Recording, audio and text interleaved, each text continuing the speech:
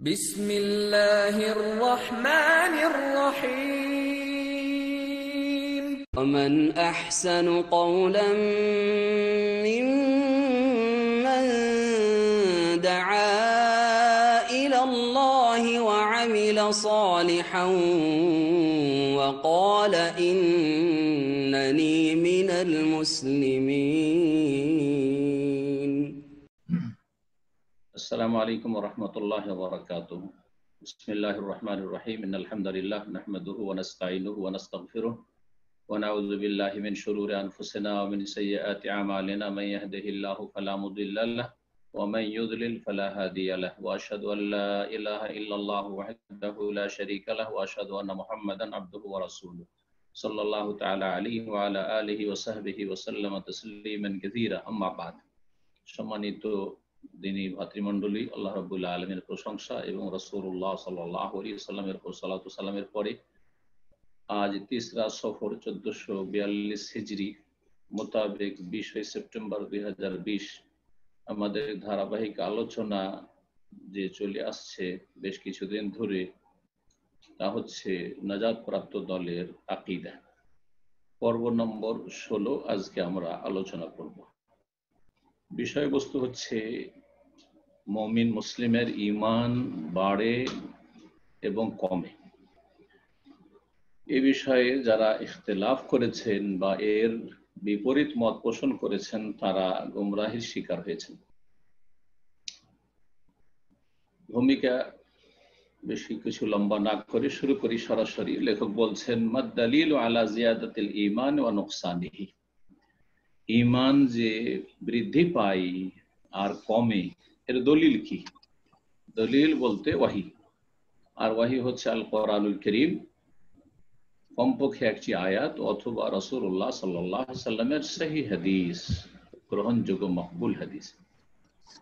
একটি হাদিস নিয়ে এসেছেন সংক্ষেপে, যেটা খুব লম্বা হাদিস সহিহ মুসলিমের, কিন্তু সংক্ষেপে লেখক নিয়ে এসেছেন, আর আয়াত বেশ অনেকগুলি নিয়ে এসেছেন কোরআন কারীম থেকে। আমরা প্রথম আয়াতগুলি লেখক নিয়ে এসেছেন, শুরু করি। বলছেন এর জবাবে যে ঈমান মুমিন মুসলিমের বাড়ে আর কমে, মানে কখনো বাড়ে আর কখনো কমে একই মুসলিমের।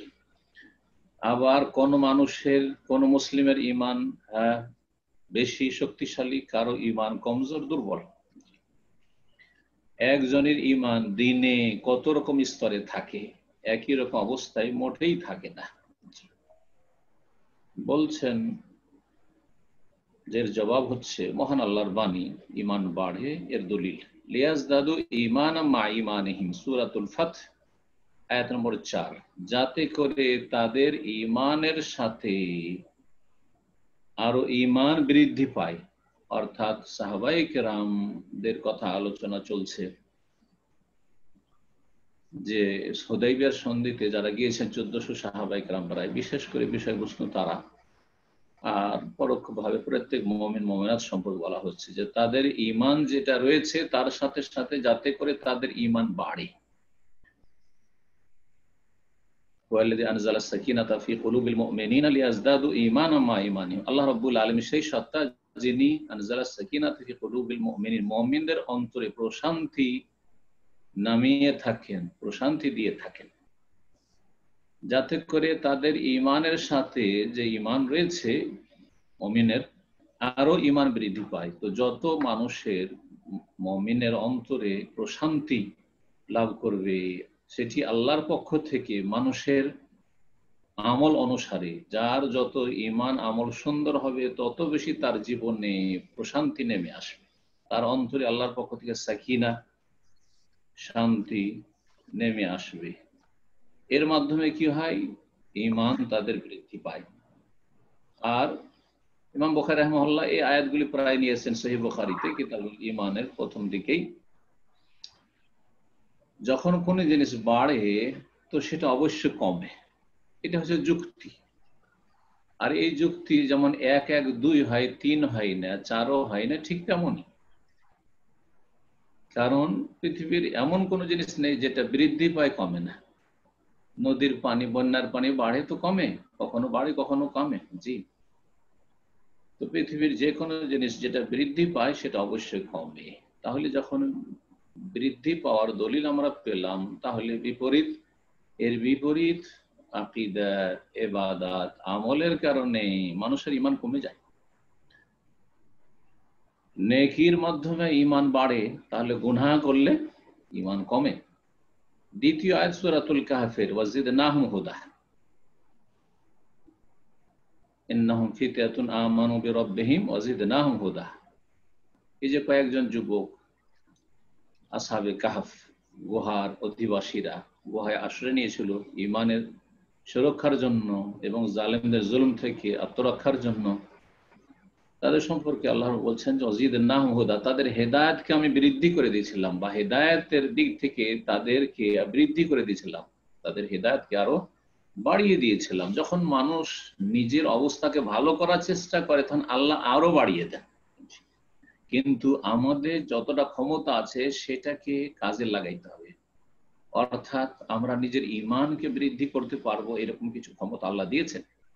আমাদের ইবাদত বন্দেগীর কোয়ালিটি সুন্দর করতে পারবো এই ক্ষমতা আল্লাহ দিয়েছেন। আমাদের আখলাক চরিত্র আমরা সুন্দর থেকে সুন্দরতম করতে পারবো এই ক্ষমতা দিয়েছেন। সুতরাং যত চেষ্টা করব তত বেশি আল্লাহ আমাদের হেদায়েতকে বৃদ্ধি করে দেবেন। ওয়াজিদনাহুম হুদা।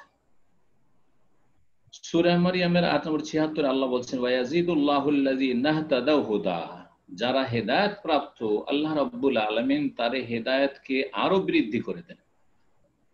তাহলে হেদায়েত প্রাপ্ত হওয়ার চেষ্টা করতে হবে, সঠিক রাস্তা পাওয়ার জন্য পরিশ্রম করতে হবে, অন্তরের সততার সাথে সাথে সে অনুযায়ী কাজকর্ম লাগবে, পদক্ষেপ লাগবে। তাহলে আল্লাহ বলছেন যে হেদায়েতকে আরো বৃদ্ধি করে দেয়। হেদায়েত মানে তো ঈমানের জন্য হেদায়েত, আর ঈমানের মধ্যেই রয়েছে ইসলাম, ইসলামের মধ্যে রয়েছে ঈমান, আর ঈমান ইসলামী হচ্ছে দ্বীন। তো আল্লাহ রাব্বুল আলামিন হেদায়েত প্রাপ্ত যারা তাদের হেদায়েতকে আরো বাড়িয়ে দেন। যত ভালো পথে চলবেন তত বেশি আল্লাহ গতি বাড়িয়ে দেবেন। সূরা মুহাম্মদের আয়াত নম্বর ১৭, তিনটি আয়াত অলরেডি হয়ে গেছে। ৪ নম্বর আয়াত দলিল হিসেবে বলছেন ওয়াল্লাযীনা ইহতাদাউ, যারা হেদায়েত প্রাপ্ত, যাদাহুম হুদান, আল্লাহ তাদের হেদায়েতকে বাড়িয়ে দেন বা হেদায়েতের দিক থেকে তাদেরকে শক্তিশালী করে দেন, বৃদ্ধি করে দেন। ওয়া আতাহুম তাকওয়াহুম, এবং তাদেরকে আল্লাহ রাব্বুল আলামিন তাদের আল্লাহ ভীরুতা বা আল্লাহর ভয় ভীতি তাকওয়া প্রদান করেন। ৫ নম্বর আয়াত সূরাতুল মুদাসসির আল্লাহ বলছেন আয়াত নম্বর ৩১ ওয়াজদাদাল্লাযীনা আমানু ঈমানা, যারা ঈমানদার তাদের ঈমান আরো বৃদ্ধি পায়। যারা ঈমানদার, ঈমান নিয়ে আসে, বিশ্বাস স্থাপনের সাথে সাথে স্বীকৃতি দেয়, সত্যিকার ঈমানদার হয়, মুসলিম হয়, তাদের ঈমান আরো বৃদ্ধি পায়। সূরা তওবার আয়াত নম্বর ১২৪, এটি ৬ নম্বর দলিল। কোরআন কারীমের ৮টি আয়াত এখানে নিয়ে এসেছেন, এটি ৬ নম্বর আয়াত। বলছে ফাআম্মাল্লাযীনা আমানু, পক্ষান্তরে যারা ঈমানদার, ফাযাদাতহুম ঈমানা, তাদের ঈমান বৃদ্ধি পেয়ে যায়। তাদের ঈমানকে বৃদ্ধি করে দেয় আল্লাহর আয়াতগুলি। আল্লাহ রাব্বুল আলামিনের আয়াত তেলাওয়াত করলে, আয়াতের অর্থ বুঝলে, আয়াত নিয়ে গভীরভাবে তাফসীরের সাথে সাথে চিন্তা করলে, তাদাব্বুর করলে, আয়াতগুলি আল্লাহর পক্ষ থেকে আদেশ হচ্ছে, সুতরাং পালন করার মন মানসিকতা রাখতে হবে, নিষেধ হচ্ছে সুতরাং বিরত থাকার মন মানসিকতা থাকতে হবে। জীবনের প্রতিটি ক্ষেত্রে আল্লাহর এই আসমানি সিলেবাসকে বাস্তবায়ন করতে হবে। এই মন মানসিকতা যখন থাকবে তখন ফাযাদাতহুম ঈমানা, এই আয়াতগুলি তাদের ঈমানকে বৃদ্ধি করে দেয়। এই ছিল সূরা তওবার আয়াত নম্বর ১২৪। ৭ নম্বর দলিল সূরা আলে ইমরানের আয়াত ১৭৩, আল্লাহ বলছেন ফাখশাউহুম ফাযাদাহুম ঈমানা। সাহাবায়ে কিরামদের মাঝে গুজব রটে গেল মক্কার লোকদের আক্রমণ হবে। হ্যাঁ, ইন্নান নাস ক্বাদ জামাউ লাকুম ফাখশাউহুম, মক্কার লোকেরা তোমাদের বিরুদ্ধে লড়াইয়ের জন্য একেবারে খুব শক্তিশালী হয়ে উঠেছে তারা, এবং তারা ভালো ধরনের একটা প্রস্তুতি নিয়েছে যে এবার মুসলিমদেরকে একেবারে পিষে দেব। এই গুজবে তারা ভীত সন্ত্রস্ত হননি, আতঙ্কিত হননি, বরং আল্লাহ বলছেন যে যখন তাদেরকে ভয় দেখানো হইল ফাযাদাহুম ঈমানা, তাদের ঈমান আরো এতে বৃদ্ধি পেয়ে গেল। ইমান আরো বেড়ে গেল, সাহস বেড়ে গেল, হিম্মত বেড়ে গেল, যে একটা ভালো সুযোগ হয়েছে। বদরে পেয়েছিলাম অল্প সংখ্যক, এবার আরো বেশি সংখ্যায় তাদেরকে পাবো। হ্যাঁ, এবং তারা লাঞ্ছিত হবে আরো বেশি। মুমিন আল্লাহর উপর অগাধ আস্থা ভরসা রাখে। সাহাবায়ে কেরাম তার বাস্তব প্রমাণ দিয়েছেন। তাদেরকে ভয় দেখে কিছুই করতে পারেনি, বরং ফাজাদাহুম ঈমানা, তাদের ঈমান আরো বেড়ে গেছে। ওয়াকালু, এবং তারা বলেছেন হাসবুনাল্লাহু ওয়া নি'মাল ওয়াকিল, আল্লাহ তো আমাদের জন্য যথেষ্ট, আর তিনি আমাদের উত্তম কর্মবিধায়ক, সমস্ত কিছুর কাজের পরিণতির মালিক তো আল্লাহ, আমাদের কাজ করতে হবে, রেজাল্ট ফলাফল আল্লাহর হাতে, নি'মাল ওয়াকিল। ৮ নম্বর দলিল সূরা আহজাবের আয়াত নম্বর ২২, আল্লাহ বলছেন ওমা যাদাহুম ইল্লা ঈমানা ওয়া তাসলিমা, তাদের ঈমান এবং আত্মসমর্পণ আরো বেশি বেড়ে যায়। যখন মানুষ সৎ কাজে অগ্রগামী হয় তখন তাদের ঈমান আর আল্লাহর দ্বীনের সামনে, আল্লাহর আদেশ নিষেধের সামনে, আল্লাহর বিধিবিধানের সামনে, কোরআন সুন্নাহর দলিলের সামনে আরো তাদের আত্মসমর্পণ বেড়ে যায়। ওয়াগাইরা যালিকা মিনাল আয়াত, এছাড়াও অনেক আয়াত রয়েছে কোরআনে কারীমে যেগুলি প্রমাণ করে যে ঈমান মানুষের বাড়ে। আর গত সপ্তাহে আলোচনা করেছিলাম যে ঈমান যেমন নেকির বা আমলকে কেন্দ্র করে বাড়ে, ইবাদত বন্দেগী আখলাক চরিত্রকে কেন্দ্র করে বাড়ে। যত ভালো আমল হবে, যত ভালো আখলাক হবে, তত বেশি ঈমান বাড়বে। ঠিক তেমনি ফি নাফসিহি ঈমান, অর্থাৎ যে বিশ্বাসের সাথে স্বীকৃতি, অন্তরের কাজ, আমালুল কলব, অন্তরের কাজ এবং অন্তরের কথা, সেটাও কম বেশি হয়। অন্তরের বিশ্বাস, আমরা বিশ্বাস করি, কিন্তু বিশ্বাসেও বিভিন্ন স্তর রয়েছে, বিভিন্ন স্তর রয়েছে। তার মানে এই না যে বিশ্বাস কম হলে সন্দেহ হয়ে যায় সব জায়গায়, না না। বিশ্বাসের মধ্যেও কখনো হাক্কুল ইয়াকিন এর বিশ্বাস, কখনো আইনুল ইয়াকিনের বিশ্বাস, কখনো ইলমুল ইয়াকিন বিশ্বাস। ইয়াকিন যে দৃঢ় প্রত্যয়, দৃঢ় বিশ্বাসের 3টি স্তর কথা কোরআনে কারীমে আল্লাহ বলেছেন। ইলমুল ইয়াকিন শুনেছেন যে বিদ্যুতের তারে হাত দিলে আপনার ক্ষতি হবে, প্রাণনাশ হইতে পারে, শুনেছেন। বিদ্যুতের এক কথা বিদ্যুৎ আছে, তার মধ্যে বিদ্যুৎ থাকে, কিন্তু কোনোদিন বিদ্যুৎ দেখেনি গ্রামের লোক, কিন্তু শুনেছে, শুনে বিশ্বাস করেছে যে কারেন্টের তার হয়, কিন্তু ইয়াকিনের সাথে বিশ্বাস করেছে। একজন চোখের সামনে দেখলো যে এই হচ্ছে কারেন্ট, এই যে কারেন্ট চালু হলো, অফ ছিল, এখন অন হইলো, চোখে দেখলো। আর একজন হাক্কুল ইয়াকিন হাত দিয়েছে, ইচ্ছা করে হোক আর অনিচ্ছাকৃত হোক, কারেন্টে তারে হাত দিয়েছে, আর তাকে কারেন্টে তাকে আঘাত করেছে, অথবা তার তিক্ত অভিজ্ঞতা যে আমি বিদ্যুতে এইরকম আক্রান্ত হয়েছিলাম, বা আমি মরতে মরতে বেঁচে গেছি, তাহলে তার হাক্কুল ইয়াকিন, তার তিক্ত অভিজ্ঞতা, বাস্তব অভিজ্ঞতা আছে। এগুলো বিভিন্ন উদাহরণ, দুনিয়ার উদাহরণ দিয়ে বোঝানো যেতে পারে। ঠিক তেমনি মানুষের ইয়াকিনের ক্ষেত্রে একটা সাধারণ লোক যার বেশি এলেম নেই তার ইয়াকিন, আর একজন লোক যার মোটামুটি ঈমান আছে আর ইলমও আছে, কোরআন এবং হাদিস সম্পর্কে, আখিরাত সম্পর্কে, জান্নাত জাহান্নাম সম্পর্কে অনেক কিছুই জানে, তার ইয়াকিন সমান নয়, তার ঈমান সমান নয়। যদি বলবো না যে একটা সাধারণ লোক যে বিশ্বাস রাখে সে মুনাফিক, মুনাফিক নয়, সন্দিহান নয়, সেও বিশ্বাস রাখে, কিন্তু তার বিশ্বাস কিছু বিপদ আপদে পড়লে ফসকে যাবে। কিন্তু একজন এমন ইমানদার যে সেই ব্যক্তি তার জীবন, এই দুনিয়ার জীবনকে একেবারে মূল্যহীন মনে করে, আখিরাতের জন্য সবকিছুকে কুরবানি করে দিতে পারবে, তাহলে এই মানেও অন্তরের বিশ্বাসে এবং মেনে নেওয়ায়ও, আর মেনে নেওয়ার মন মানসিকতাতেও কম বেশি হয়। হাদিস ইঙ্গিত করেছেন, বলছেন ওয়াকালা সাল্লাল্লাহু আলাইহি ওয়াসাল্লাম, রাসূলুল্লাহ সাল্লাল্লাহু আলাইহি ওয়াসাল্লাম বলেছেন লাউ আন্নাকুম তাকুনুনা ফি কুল্লি হালাতিন কা হালাতিকুম ইনদি লা সাফাহাতকুমুল মালায়েকাতু, তোমরা যদি সর্ব অবস্থায় তোমাদের আমার কাছে থাকা অবস্থার মতো হতে, অর্থাৎ যখন বাড়িতে থাকছো, মাঠে ঘাটে থাকছো, ব্যবসা বাণিজ্যে থাকছো, খেজুর বাগানে থাকছো, দুনিয়ার কাজে ব্যস্ত থাকতো, স্বামী স্ত্রীর বিনোদন করছো, সেই সময় আর আমার সময়, দুটো সময় সমান হবে না।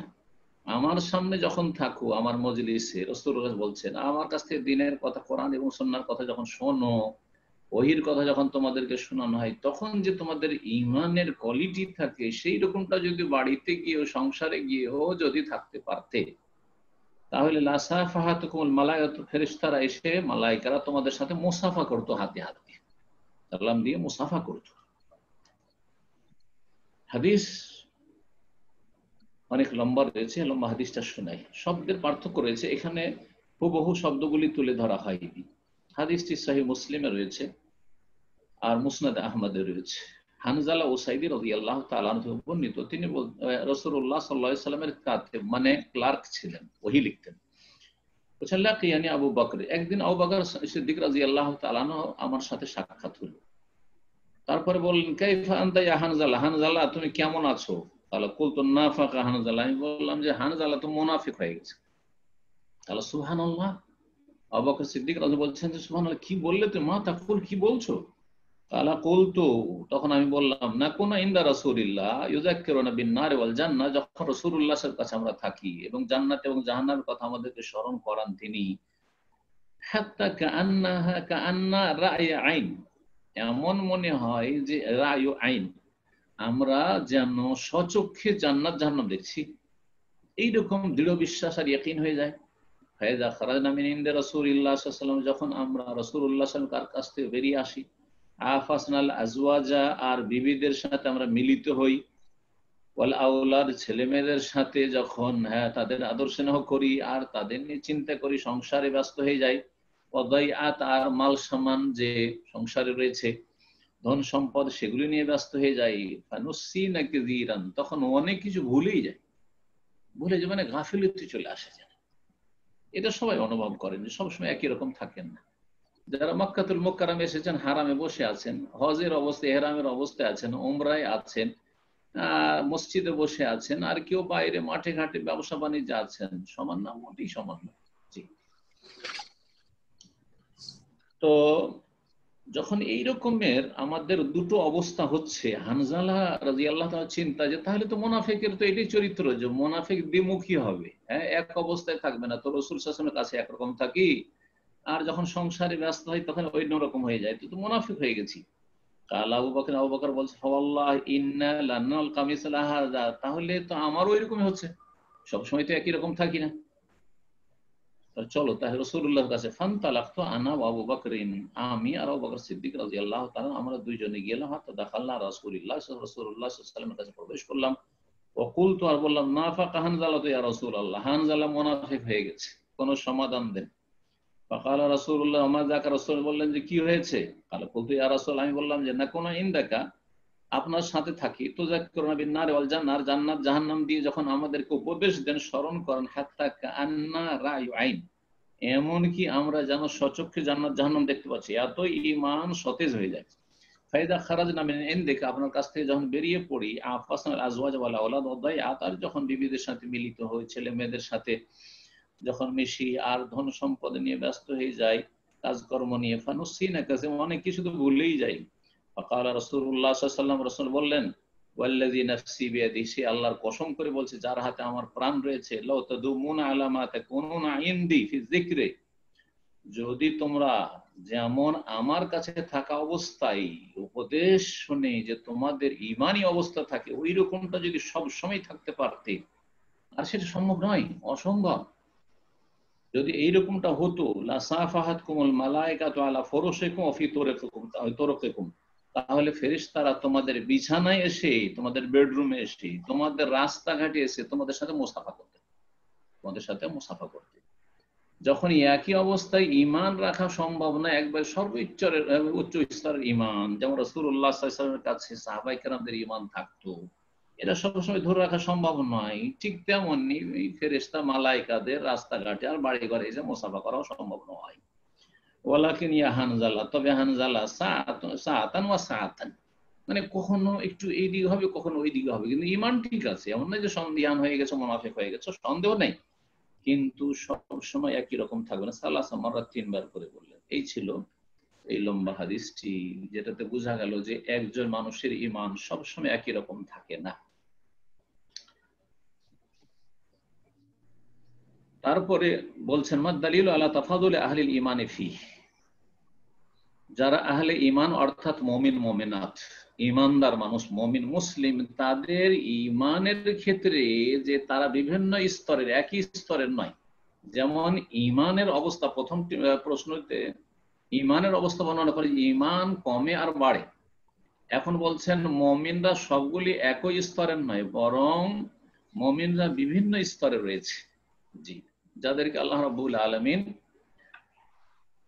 তিন ভাগে ভাগ করেছেন, একটি আয়াতে সূরা ফাতিরের, আর সূরা ওয়াকিয়াতে আল্লাহ রাব্বুল আলামিন তাদেরকে দুই ভাগে ভাগ করেছেন, মানে জান্নাতীদেরকে, আর আরেক দল হচ্ছে জাহান্নামী, কাফের মুশরিক, যারা ঈমান ভঙ্গ করে। বলছে যে আহলে ঈমান মুমিনরা যে বিভিন্ন স্তরের, তারা একে অপরের উপর শ্রেষ্ঠত্ব রাখে, কেউ কারো থেকে অগ্রগামী। এর দলিল কি? বলছে দলিল শোনো, সূরা ওয়াকিয়ার আয়াত নম্বর 10 থেকে 27। আল্লাহ তাআলা, মহান আল্লাহ, ইরশাদ করেছেন, ওয়াস-সাবিকুন আস-সাবিকুন উলাইকাল মুকাররাবুন। প্রথম শ্রেণীর মানুষ যারা, ওয়াস-সাবিকুন আস-সাবিকুন, যারা পৃথিবীতে কর্মজগতে, যেটি কর্মজগতে দুনিয়া, এখানে অগ্রগামী ছিল ঈমান এবং নেক আমলে। ঈমান আর নেক আমল। নেক আমল হচ্ছে ইলম শিখায় অগ্রগামী ছিল, আমল করাতে অগ্রগামী ছিল, দ্বীনের দাওয়াতের কাজ অগ্রগামী ছিল, দ্বীনের জন্য কুরবানি ত্যাগ স্বীকার করায় অগ্রগামী ছিল। যারা পৃথিবীতে সাবেকুন ছিল, তারা সাবেকুন ইয়াউমাল কিয়ামা, পরকালেও জান্নাতেও তারা অগ্রগামী হবে, আগে আগেই তারা জান্নাতে পৌঁছে যাবে, আম্বিয়া রাসূলগণের সাথে সাথে, পেছনে পেছনে।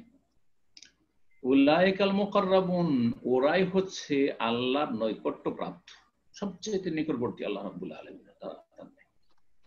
তারপরে দ্বিতীয় শ্রেণীর জান্নাতের কথা আল্লাহ বলছেন, আসহাবুল ইয়ামিন মা আসহাবুল ইয়ামিন। আর ডান দিকওয়ালারা বা ডানপন্থী, ডানপন্থী মানে এই রাজনৈতিক ভাষায় ডানপন্থী নয়, পলিটিক্যাল ভাষায় বা ডানপন্থী আর বামপন্থী আছে, কিন্তু এই গণতন্ত্র সেটা নাই। ডানপন্থী মানে যাদের ডান হাতে আমলনামা দেওয়া হবে কোরআনে। আসহাবুল ইয়ামিন মানে ডান হাতে যাদের আমলনামা দেওয়া হবে, তাদেরকে চেনো, আল্লাহ বলছে মা আসহাবুল ইয়ামিন।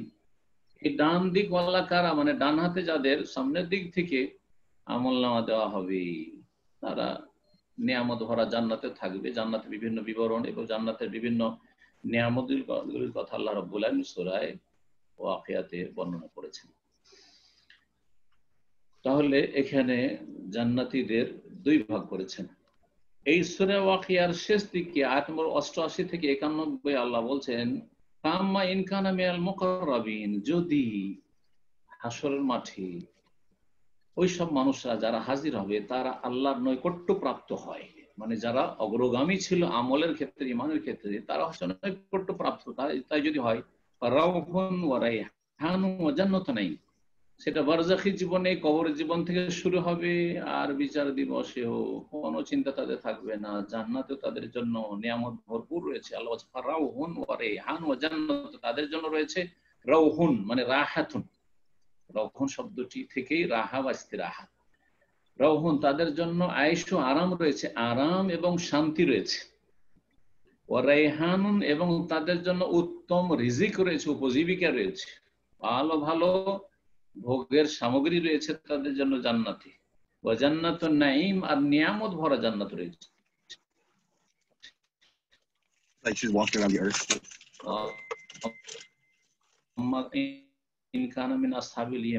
আর যদি তারা ডান দিক বলা হবে যে হে ডান দিকে, ডান হাতে আমলনামা প্রাপ্তরা, তোমাদের জন্য সালাম রইল।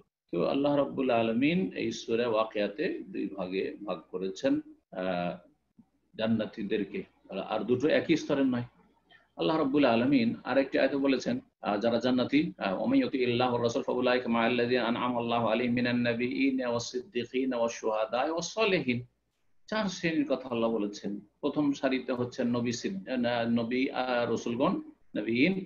দ্বিতীয় সারিতে সিদ্দীকিন, আর তারপরে শুহাদা। শুহাদা হচ্ছে উলামায়ে হক এবং আল্লাহর রাস্তার শাহাদাত বরণকারী। এই দুই শ্রেণীর শুহাদার দুটি তাফসীর, আল্লাহর ওয়াহদানিয়তের সাক্ষ্য প্রদানকারী উলামা, এবং তার সাথে সাথে শুহাদা যারা আল্লাহর রাস্তায় নিজের জানের কুরবানি করেছেন আল্লাহর কালিমা উঁচা করার জন্য। আর ওয়াস-সালিহিন, শেষ জান্নাতি হচ্ছে 4 নম্বর, সালেহিন যারা নেক, হয়তো দিনের আলেম ছিলেন না কিন্তু তারা নেক ছিলেন।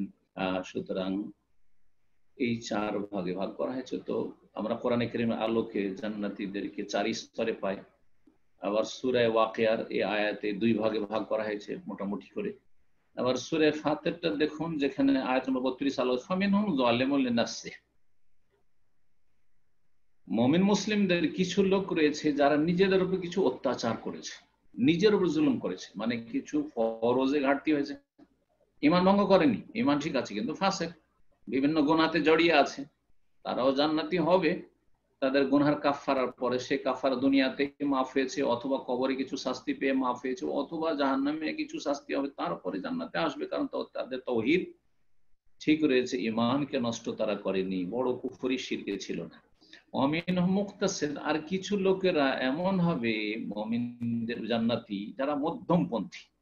মধ্যমপন্থী মানে এরা মানে প্রশংসিত মধ্যমপন্থী নয়, মানে চলার মতো মাঝারি। আর তার মানে এরা কোনো কাবিরা গুনাহে লিপ্ত হয়নি, ফরজ ওয়াজিবগুলি আদায় করেছে, হারাম কাবিরা থেকে বেঁচে থেকেছে, কিছু সাগিরা হয়তো হয়েছে, আর সুন্নত মুস্তাহাব তাদের অনেক বেশি নেই, সুন্নত মুস্তাহাব তাদের অনেক বেশি নেই। এই শ্রেণীর অনেক লোকের রয়েছেন আজকাল ফরজ নামাজটা ঠিক পড়ছেন, আর সালাম ফেরার পরে মোবাইল নিয়ে ব্যস্ত হয়ে যাচ্ছেন। সালাম ফেরার পরে যে জিকির আজকার রয়েছে তা নেই, সকাল সন্ধ্যার জিকির আজকার নেই, তাহাজ্জুদ নেই, সালাতুদ দুহা নেই, আপনার গোটা বছরে তেমন আর কোন সিয়াম রোজা নেই। অনেকে আছেন এইরকম। তো এরাকে মুক্তাসিদ বলা হয়েছে, মাঝামাঝি জান্নাতীরা। এরা জাহান্নামে যাবে না, তবে জান্নাতে অত উচ্চ স্তর পাবে না।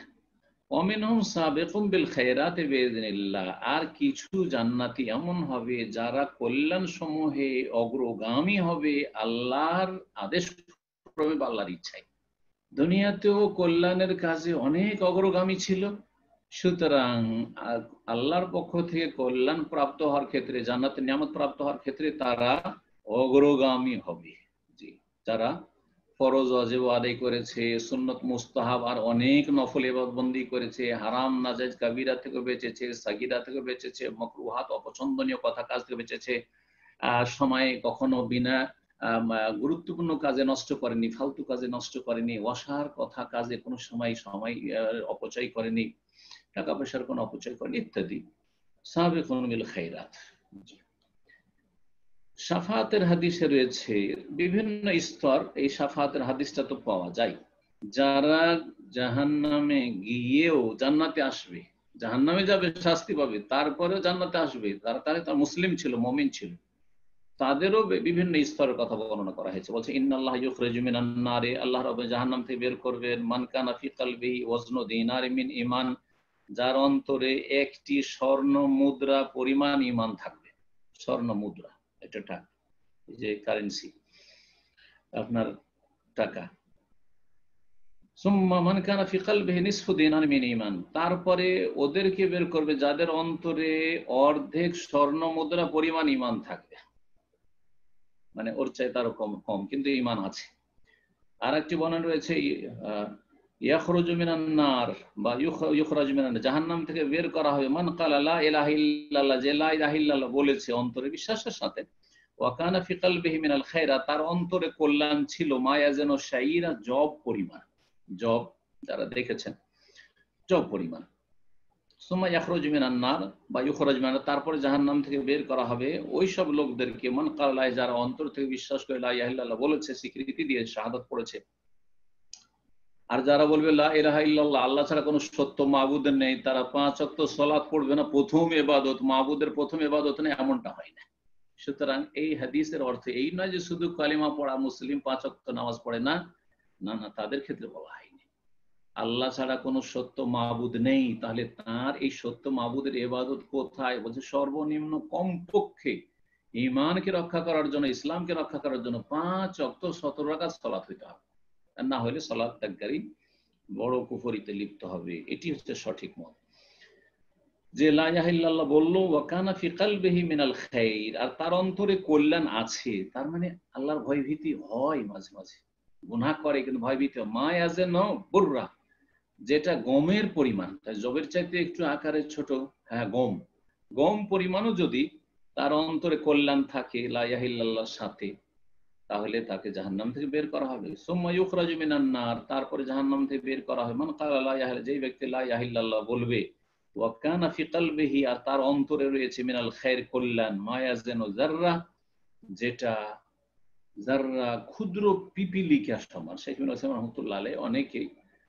এর অর্থ করেছে যাররা মানে ক্ষুদ্র পিপিলিকা, আর যাররা মানে একেবারে ধরেন সরিষা পরিমাণ, রাই পরিমাণ, বা যাররাও বলা হয় আপনার যখন রৌদ্রের সময় জানালা খোলা থাকে, কয়েকটি অর্থ হয় যাররা।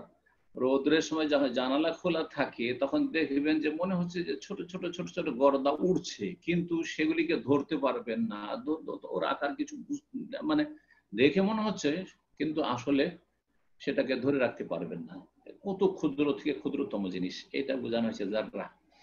আর যাররা আজকাল যে যে এই এটমি যে পরমাণু, এগুলিকে বলা হয়েছে পরমাণু যেগুলো, সেগুলিকে বলা হয়েছে, কিন্তু এটা হচ্ছে নতুন টার্ম। সুতরাং হাদিস 1400 বছর আগে বলেছে রাসূলুল্লাহ সাল্লাল্লাহু আলাইহি ওয়াসাল্লাম, সেই সময় পারমাণবিক বিষয়ের কোনো কল্পনাও ছিল না। সুতরাং এই অর্থ এই হাদিসের ক্ষেত্রে করা ঠিক নয়।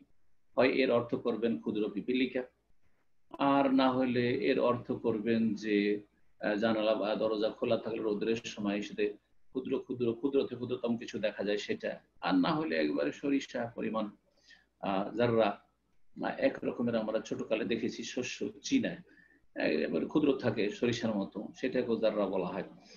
তো সেই পরিমাণ হতে পারে।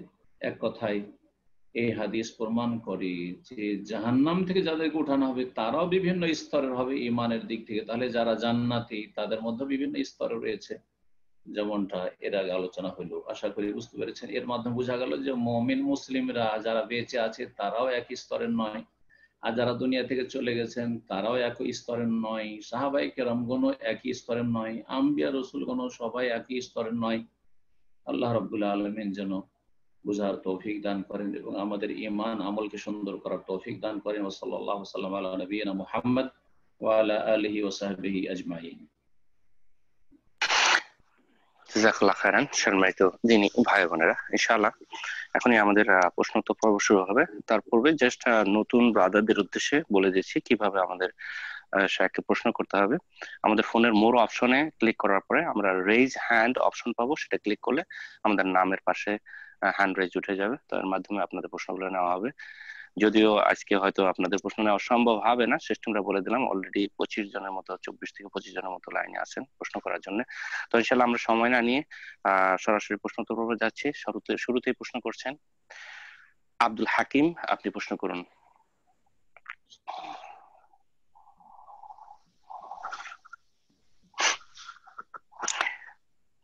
জি আব্দুল হাকিম, আপনার ফোনটা আনমিউট করে নিন।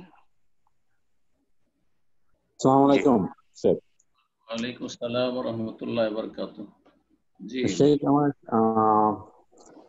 যারা এনজিও তে চাকরি করে অথবা এনজিওর ব্যবসা করে বা সুদি কারবারি করে, তাদের বাসায় খাবার বিধানটা কি? এনজিও তে চাকরি করে? জি, এনজিও মানে নন গভর্নমেন্ট অর্গানাইজেশন, সেটা তো ইসলামিক হইতে পারে। তাহলে শুধু ইসলামিক না স্যার, এটা হচ্ছে সুদি, একদম সরাসরি সুদি হবে। হ্যাঁ, সুদের, অমুসলিমদের ধর্ম প্রচারের, অন্যান্য ধর্ম প্রচারের, তো জায়েজ নয়, এগুলোতে চাকরি করা জায়েজ নয়, হারাম। তাদের রুজি হারাম, তাদের ইনকাম হারাম। কিন্তু সাধারণত একজন মুসলিমের 100% হারাম থাকে না। যদি তার চাকরির টাকা হারাম হয় তো হয়তো তার জমি জায়গা আছে, অথবা তার অন্য কোনো প্রপার্টি আছে, সেখান থেকেও আসছে কিছু ইনকাম, তাহলে সে হালাল হারাম সংমিশ্রণ তার রুজিতে রয়েছে। তো এইরকম লোকের বাড়ি খাওয়া যেতে পারে প্রয়োজন হলে। আর যদি প্রয়োজন না হয়, না খেলেও কোনো ক্ষতি নেই। না দিনের ইসলামের ক্ষতি আছে তার বাড়ি না খেলে, সে এর কারণে আমি যে তার বাড়ি খেলাম না সেজন্য ইসলামেরও কোনো ক্ষতি হবে না, আর কোনো মুসলিমেরও ক্ষতি হবে না, আর আমারও কোনো ক্ষতির আশঙ্কা নেই। কারণ আল্লাহ তাহলুকা, জালেম হইতে পারে অনেক সময়, জালেম নেতা, তার বাড়ি দাওয়াত করেছে, আর খাবি না তোকে দেখবো, আমাকে একটা কেসে আপনাকে ফাঁসিয়ে দিল। তো আল্লাহ তো বলছেন না যে এরকম ঝুঁকি নেন আপনি। তো কথা হচ্ছে যে এত এইসব বাছাই করার কোনো প্রয়োজন নাই। ইয়াহুদিরা সবচেয়ে বেশি হারাম খায়। রাসূলুল্লাহ সাল্লাল্লাহু আলাইহি ওয়াসাল্লাম ইয়াহুদি মহিলার বাড়ি দাওয়াত খেয়েছে না, সে বিষ খাইয়ে দিয়েছে। কথা বোঝা গেছে? তো সুতরাং জায়েজ আছে, কারো রুজির তদন্ত করার প্রয়োজন নেই। কিন্তু যখন সে বলে দিবে যে আজকে একটা লটারি জিতেছি, এই জন্য তার খুশিতে বা সেই টাকা থেকে পার্টি করছি, তখন হারাম, ওই রুজি হারাম খাওয়া। যখন বলবে যে আমি সুদের টাকা থেকে দাওয়াত করছি, তো হারাম। যখন বলবে যে আমি এনজিওতে প্রথম মাসে বেতন পেয়েছি, সেখান থেকে আমি আপনাদেরকে খাওয়াচ্ছি, পার্টি করছি, তখন হারাম। এইভাবে আর কি, যখন স্পষ্ট করে দেবে যে এটা আমার হারাম পয়সা থেকে এসেছে এই খাবারগুলি, তখন সেটা খাওয়া হারাম। জাযাকাল্লাহ খাইরান। তো যারা প্রশ্ন করছি আমরা তাদের মনোযোগ আকর্ষণ করছি আবারও, যে যখন আমরা প্রশ্ন করব আমরা কোথা থেকে প্রশ্ন করছি একটু স্থানটা বলে দেব পরিচিতি লাভের জন্য ইনশাআল্লাহ। যেহেতু আপনাদের নাম আমি বলে দিচ্ছি, নাম বলার প্রয়োজন নেই, শুধু আপনি কোথা থেকে প্রশ্ন করছেন বলে দেবেন। এই পর্যায়ে প্রশ্ন করবেন কামরুজ্জামান, আপনি প্রশ্ন করুন। আসসালামু আলাইকুম ওয়া রাহমাতুল্লাহ। ওয়ালাইকুম আসসালাম ওয়া রাহমাতুল্লাহি ওয়া বারাকাতুহু। জি বলেন। একটা প্রশ্ন হচ্ছে যে কামরুজ্জামান এক কোথেকে? ভাই তার রিলেটিভকে তার একটা প্রপার্টি দান করছিল, দান সত্ত্বে দিছিল, কিন্তু কিছু শর্ত সাপেক্ষে। কোথা থেকে বলছেন? আমি বাফেলো নিউ ইয়র্ক থেকে বলছিলাম। সে প্রথম বলে দিবেন। জি স্যার, ভুলে গেছি। যেটা প্রশ্ন বলছিলাম, যেটা যে একজন তার রিলেটিভকে একটা প্রতিষ্ঠান দিছিল, দান শর্তে দান করছিল আর কি, দান করছিল কিন্তু কিছু শর্তে, যে এইগুলি তোমাকে করতে হবে আমি যতদিন বেঁচে থাকি আর কি। তো সেই শর্তের ভিতরে কিছুটা সে শর্ত এখন আর রাখতেছে না, এবং শুধু রাখতেছে না, তাকে অপমান অপদস্থ করতেছে। এক পর্যায়ে এখন আইনের আশ্রয় নিতে হয়েছে, এরকম অবস্থা আর কি। সে এখন তার প্রপার্টিটা সেই দান সত্ত্বে দিলে তো ঘুরাই নিতে পারে, এখন সে ঘুরাই দিতে চায়। সেটা নিয়ে কি তার জায়েজ হবে কিনা, কোনো ভাইলেশন হবে কিনা, এটা জানতে চাচ্ছিলাম। রাসূলুল্লাহ সাল্লাল্লাহু আলাইহি ওয়াসাল্লাম মুসলিমুন আলা শুরুতে, মুসলিমরা নিজের কন্ডিশন বা শর্তের উপর বহাল থাকবে যদি শর্তগুলি হারাম না হয়। তো কারোর সাথে শর্ত লাগানো যে তুমি যদি 5 ওয়াক্ত সালাত পড়ো, সহিহ আকীদা ফলো করো, শিরক বিদআত থেকে বেঁচে থাকো, তাহলে আমি এটা তোমাকে দান করলাম, আমার এই বাসাটা তোমাকে ফ্রি বসবাস করতে দিলাম, আর না হলে নয়, তাহলে জায়েজ। এটা উদাহরণ, যে কোনো এরকম উদাহরণ হতে পারে। তো সুতরাং সে তার দান যেহেতু শর্ত সাপেক্ষ দিয়েছে, ফিরিয়ে নিতে পারবে ইনশাআল্লাহ। জাযাকাল্লাহ খাইরান। তো এই পর্যায়ে প্রশ্ন করবেন তাসলিমা বেগম, আপনি প্রশ্ন করুন। আসসালামু আলাইকুম সাইক, আমি লস অ্যাঞ্জেলস থেকে আমেরিকা। বলেন। জি, আমার একটা কোশ্চেন ছিল। আমার এক ওই ভাবি, এই তারা 3 ভাই 3 বউ আর কি থাকে বাসায়, তো মাঝে মধ্যে বাসা থেকে এক ভাইয়ের বা বউদের লুঙ্গি জামা পায়জামা শুকা দিয়ে রাখে, যেমন 7টা লুঙ্গি দিছে একটা নাই, যেমন 2টা সেট পায়জামা জামা দিছে একটা পায়জামা নাই। ওই ভাবি আবার তার বাবার বাসায় মসজিদের ইমাম, সে আবার তার ছেলে বিভিন্ন ওই তাবিজ টাবিজ এগুলি করে। জানা আছে যে সে এটি করে, মাঝে মধ্যে তার ঘরে পানি তেল এই সমস্ত আর কি পাওয়া যায়। এখন বলা যাইতেছে না কে নেয়, তো এটার কারণে কি করা যায়? এটা মানে নিজেদের সাবধানতার জন্য কোনো আমল বা কোনো দোয়া দুরূদ, আমি বলছিলাম যে শরীয়তি আমল হচ্ছে যে 3 ভাই বউ নিয়ে আলাদা আলাদা বাস করবে, একসাথে এরকম বসবাস করা জায়েজই নয়। এটা হচ্ছে শরীয়ত। ভাবিদেরকে দেখবে আর ছোট ভাইয়ের বউকে দেখবি, সব হারাম কাজ আসলে। এইভাবে যে আমরা বাঙালি বা ভারতীয় আর যেভাবে বাস করি, আরো ভাবে বাস করে না। বিয়ে শাদী করলে এতটা যোগ্যতা থাকতে হবে, সেপারেট বাসাতে ফ্ল্যাটে স্ত্রী নিয়ে থাকতে হবে, গায়ের মাহরামদের সাথে। আল হামু ওয়াল মত, রাসূলুল্লাহ বলেছেন যে দেবর ভাসুর হচ্ছে মৃত্যুর মতো, কেউ মরতে চায় না, প্রাণ চেষ্টা করবে যান বাঁচাবার জন্য দুর্ঘটনার সময়। আর এখানে দেবর ভাসুরের সাথে একাকার হয়ে থাকছে, একে অপরের ঘরে ঢুকছে, একে অপরের সাথে, আউযুবিল্লাহ, এটা জায়েজ নাই। এগুলো আগে বন্ধ করেন, জি, তাহলে সব ঠিক হয়ে যাবে ইনশাআল্লাহ। স্বামী স্ত্রী থাকবে ইনশাআল্লাহ, সেখানে স্বামী স্ত্রীর জন্য হিতাকাঙ্ক্ষী হবে, হিতাকাঙ্ক্ষী, আর স্ত্রী স্বামীর জন্য হিতাকাঙ্ক্ষী হবে। আর জালদের সাথে থাকলে অথবা দেবর ভাসুরের সাথে থাকলে তো চারিত্রিক পদস্খলনও ঘটতে পারে, আর এই রকমের জাদু টুনাও হইতে পারে, বানমারাও হইতে পারে, অনেক কিছু হইতে পারে, সেহের হইতে পারে। আল্লাহ হেফাজত করুন। জি, জাযাকাল্লাহ খাইরান। তো এই পর্যায়ে প্রশ্ন করবেন মোহাম্মদ হুসাইন, আপনি প্রশ্ন করুন।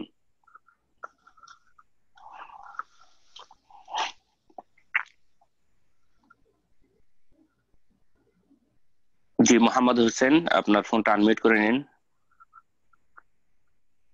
জি, আসসালামু আলাইকুম ওয়া রাহমাতুল্লাহি ওয়া বারাকাতুহু। ওয়ালাইকুম আসসালাম ওয়া রাহমাতুল্লাহি ওয়া বারাকাতুহু। মোহাম্মদ হোসেন বলছেন, নিউ ইয়র্ক, জি মাশাআল্লাহ, বলেন। ব্রুকলিন। কেমন আছেন? আলহামদুলিল্লাহ। জি, ওই আমার প্রশ্ন হলো, আমাদের এক সহিহ আকীদার দিনী ভাই, ওনার কোশ্চেনটা, ওনার ভাইয়ের জন্য 12 বছর আগে অ্যাপ্লিকেশন করছিল। এখন ওনাদের কাগজ আসছে, লেটার আসছে আসার জন্য আর কি, পারমিশন। ওনার ভাই আর ওনার শালা, এখন উনি বলতেছে যে সাহেবের কাছে জিজ্ঞেস করেন, আমি এখন আনতে চাই না, আনলে তো এই দেশে ইমান থাকে না, ছেলে পেলে নষ্ট হয়ে যায়, এইসব বিভিন্ন কারণে। এখন শরিয়াতের দিক দিয়ে আমি কি অসুবিধা পড়বো না বিপদে পড়বো নাকি, এইটা জানার জন্য। ঘুরে ঘুরে একই প্রশ্ন, যে অমুসলিম দেশে বসবাস।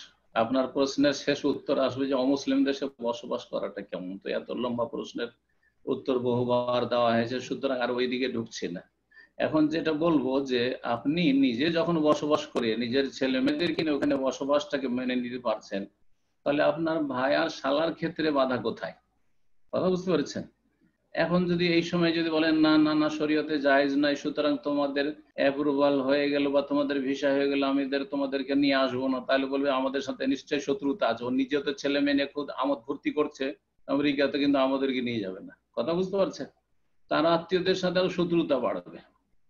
তো এটা তার ভালো কাজ নাই। তাহলে আপনি হিজরত করেন যে দেখো তোমাদেরকে এই জন্য নিলাম না যে আমিও হিজরত করে চলে আসলাম, কারণ আমি আমার ছেলে মেয়েদেরকে রক্ষা করতে চাই আর তোমাদের ছেলে মেয়েদেরকে ফিতনা থেকে রক্ষা করতে চাই। আর মুমিন সম্পর্কে হাদিস রয়েছে যে লা ইউমিনু আহাদুকুম হাত্তা ইউহিব্বা লিআখিহি মা ইউহিব্বু লিনাফসিহি। অতক্ষণ পর্যন্ত খাঁটি মুমিন মুসলিম হতে হবে যতক্ষণ পর্যন্ত নিজের জন্য যেটা ভালোবাসে সেটা অপরের জন্য ভালো না বাসবে। তো নিজের জন্য ভালোবাসছেন যে আপনি আমেরিকায় থাকবেন, আর ভাই আবার শালাকে বলবেন যে না না তোমরা আসিও না, তোমরা ফিতনায় পড়ে যাবে, এটা তো ভালো কাজ হলো না। তাদের জন্য যদি ভালোবাসেন যে তোমরা মুসলিম দেশে থাকো, এসো না, তাহলে আপনিও নিজের জন্য ভালোবাসেন আপনার ছেলে মেয়েদের জন্য যে আমিও থাকবো না এখানে। আশা করি বুঝতে পেরেছেন। জি, জাযাকাল্লাহ খাইরান। তো এই পর্যায়ে প্রশ্ন করবেন শিরিন চৌধুরী, আপনি প্রশ্ন করুন। আসসালামু আলাইকুম ওয়া রাহমাতুল্লাহ। ওয়ালাইকুম আসসালাম ওয়া রাহমাতুল্লাহি ওয়া বারাকাতুহু। আচ্ছা, আমি আমেরিকার ক্যানসাস স্টেট থেকে বলছি। আমার কোশ্চেন হলো, নামাজ শুরু করার পর কোনো কারণে নামাজ যদি ছুটে যায়, হতে পারে সেটা বাতাস বের হওয়ার কারণে অথবা টয়লেট ব্যবহারের বিশেষ প্রয়োজনে, তাহলে কি ওযু করার পর নামাজ যে জায়গায় ছুটে গিয়েছিল সেই জায়গা থেকে শুরু করতে হবে, নাকি প্রথম থেকে নামাজ আবারও শুরু করতে হবে? আর এই ব্যাপারে হাদিসে কিছু আছে কি? যদি তাহারাত নষ্ট হয়ে যায়, পবিত্রতা নষ্ট হয়ে যায়, মানে উযু ভঙ্গ হয়ে গেছে যে কোনো কারণে, তাহলে আগের সালাতের উপর বুনিয়াদ কায়েম করা যাবে না। অর্থাৎ আগের সালাতগুলি ক্যান্সেল, কোনো মূল্য রাখে না। আশা করি বুঝতে পেরেছেন। আশা করি বুঝতে পেরেছেন। জি, জাযাকাল্লাহ খাইরান। তো এই পর্যায়ে প্রশ্ন করবেন রুমা, আপনি প্রশ্ন করুন। আসসালামু আলাইকুম শেখ, বাংলাদেশ থেকে বলছি। আমার একটা কোশ্চেন, যদি আমি চেয়ার টেবিলে বসে, দেখা যাচ্ছে চেয়ারে বসে কোরআন তেলাওয়াত করতেছি, এই সময় সিজদার আয়াত পাওয়া যায়, সেই মুহূর্তে আমি যে পর্যন্ত কোরআনের আয়াতগুলা দেখা যাচ্ছে পড়বো, একদম পড়া শেষ করে আমি সিজদাটা দিব, নাকি পাওয়ার সাথে সাথে আমি জায়নামাজ বিছিয়ে সিজদাটা কিভাবে দেব, একটু বললে খুশি হব। সিজদার আয়াত সুন্নত হচ্ছে, সিজদার আয়াত যেখানে আসবে সেখানে আপনি কোরআন তেলাওয়াত থামিয়ে দিয়ে সিজদা করে নেবেন। এমনকি সালাতের ভিতরেও সুন্নত হচ্ছে। আর আলহামদুলিল্লাহ সৌদি আরবে এরকম আমল আছে, যখন সিজদার আয়াত আসলো সাথে সাথে সিজদা করে নিয়ে আবার উঠে তখন আবার তেলাওয়াত শুরু করলো তারপর থেকে। আর এমনটা নয়, আমাদের দেশে অনেকে এরকম করে যে যাকে আমি সূরাটা শেষ করে নিই অথবা যতদূর পড়বো পড়ে নিই আর একবারই সিজদা করে নেবো। দেখা যাচ্ছে 2-3টা সিজদা একসাথে জমা হয়ে গেছে অনেক সময়, অথবা একটাই হোক।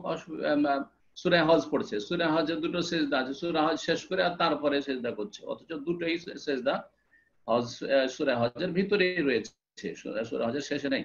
তো এরকমটা সুন্নাতের খেলাফ। আপনি সাথে সাথে মুসাল্লা বিছানার না বিছান, সিজদা করার মতো সুযোগ থাকলে সিজদা করে নেবেন। সিজদা করার কোনো জায়গা নেই, গাড়িতেই তেলাওয়াত করছেন, তাহলে বসে বসে মাথা ঝুঁকিয়ে নেবেন আর ওই সিজদার দোয়া পড়ে নেবেন, ওইটি সুজুদ তেলাওয়াত। চেয়ারে বসে আছেন আর আপনি হাঁটু পেড়ে সেজদা করতে পারবেন না, অক্ষম, মাজুর, তাহলে আপনি চেয়ারে আপনি যেমন করে বসে সালাত পড়ে তখন সেজদা করে ওইরকম ঝুঁকে গিয়ে আপনি সেজদায় তেলাওয়াতের নিয়ত করে নেবেন, এটাই যথেষ্ট। কিন্তু যখন আপনি সক্ষম, তাহলে চেয়ার থেকে নেমে আর মুসাল্লা বিছানা নাই বিছানা আপনি সেজদা করবেন, তারপরে তেলাওয়াত কন্টিনিউ করবেন। জি, জাযাকাল্লাহ খাইরান। এই পর্যায়ে প্রশ্ন করবেন মোহাম্মদ আরিফ, আপনি প্রশ্ন করুন। আসসালামু আলাইকুম। ওয়ালাইকুম আসসালাম ওয়া রাহমাতুল্লাহ। বাংলাদেশ থেকে বলছি। শায়েখ, আমার প্রশ্ন হচ্ছে যে মানে নামাজের সিজদায় এবং শেষ বৈঠকে যে হাদিসে বর্ণিত যে মুহাম্মদ সাল্লাল্লাহু আলাইহি ওয়াসাল্লামের দোয়াগুলো আছে, যেমন হচ্ছে আল্লাহ আপনার নিকটে আশ্রয় প্রার্থনা করছি বালা মুসিবতের কষ্ট থেকে, বা হচ্ছে বিভিন্ন রোগ বালা থেকে, বা হচ্ছে নিয়ামত শেষ হয়ে যাওয়া থেকে, এই দোয়াগুলো আমি হচ্ছে সিজদায় যে বা হচ্ছে শেষ বৈঠকে পড়তে পারবো কিনা? আর আরেকটা বিষয় হচ্ছে, অনেকে বলে থাকেন যে ফরজ নামাজে হচ্ছে সিজদায় দোয়া করা যায় না, এটা কত ঠিক? আচ্ছা শাইখ, আরেকটা ছোট্ট প্রশ্ন, যে আমাদের দেশে একটা কথা প্রায় প্রচলিত আছে যে হচ্ছে শাইখ, এই প্রশ্নটা আমার আম্মার পক্ষ থেকে তাই করছি, যে অনেক কথা প্রচলিত আছে যে হচ্ছে একই সূরা দিয়ে 40 দিন নামাজ পড়া যাবে না, নাইলে নাকি সমস্যা হয়, নামাজ হবে না। একই সূরা দিয়ে নামাজ 40 দিন, তো এই কথাটা আর কি কতটুকু ঠিক? সব বেদাতি কথা। ধন্যবাদ। একই সূরা দিয়ে 40 দিন সালাত পড়া যাবে না। পড়া যাবে না কেন? সারা বছর পড়ে। যদি এটা অনেক মহিলার আর কি বলে থাকে, মহিলাদের ফতোয়া, আমাদের দেশে মুফতি মহিলাও আছে মেলা, কথা বোঝা গেছে। কিছু মহিলাদের ফতোয়া আছে, কিছু গ্রামের লোকের ফতোয়া আছে, আর কিছু মূর্খ লোকদের ফতোয়া আছে, মুসলিমদের ফতোয়া আছে, কোরআন হাদিসের ফতোয়া নাই। জি, তো ওই সব ফতোয়া চলবে না। কথা হচ্ছে যেগুলো বেদাতি ধারণা। জি, ফাকরাউ মা তায়াসসারা মিনাল কোরআন, আল্লাহ কোরআনে কারিমে বলছেন সূরা মুজাম্মিলে যে যেটা সহজ হয়, যেটা সহজ সাধ্য সেটা তেলাওয়াত করো, যার জন্য যেটা সহজ। তবে যার কোরআন একাধিক সূরা মুখস্থ আছে, আর একাধিক সূরা মানে বেশ কিছু সূরা, 10-20টা সূরা কমপক্ষে মুখস্থ থাকা উচিত, সুতরাং সবগুলিকে পড়বে। একটাই সূরা ডেইলি ওই যোহরে, আসরে, মাগরিব, এশা, ফজর এরকম পড়তে থাকবে, এটা ভালো নয়। জায়েজ কিন্তু অনুত্তম, জায়েজ কিন্তু অনুত্তম। আশা করি বুঝতে পেরেছেন। আর 40-এর সাথে কোনো সম্পর্ক নেই। 40 দিন পর্যন্ত একটা পড়তে পারো, তারপর আর পারবে না, তাহলে এটা বেদাতি কথা। আর বেদাত করা গুমরাহি। জি, আর বেদাতির ধারণাও গুমরাহি। তার আগের যে প্রশ্ন করলে এখন তো স্মরণ করাইতে হবে, কারণ আমি তো নোট করি না আপনাদের প্রশ্ন। কি প্রশ্ন করেছিলেন? আশা করি শাইখ হচ্ছে ওই হাদিসে বর্ণিত মুহাম্মদ সাল্লাল্লাহু আলাইহি ওয়াসাল্লাম যে বিভিন্ন দোয়াগুলা বলেছে, এগুলা হচ্ছে সিজদায় বা হচ্ছে যথেষ্ট। যে দোয়াগুলি রাসূলুল্লাহ সাল্লাল্লাহু আলাইহি ওয়াসাল্লাম সিজদায় করেছেন অথবা সিজদায় করেননি, আম দোয়া রয়েছে। আপনি তাসবিহ পড়ে নেওয়ার পরে 3 বার বা তারও বেশি, 5 বার, 7 বার, 9 বার, 10 বার তাসবিহ, যতবার তাসবিহ পড়তে চাইবেন। তাসবিহটা হচ্ছে মূল সেখানকার জিকির। রুকু সিজদা, রুকু অবশ্য দোয়ার জায়গা নয়, রুকুতে শুধু তাসবিহ করবেন।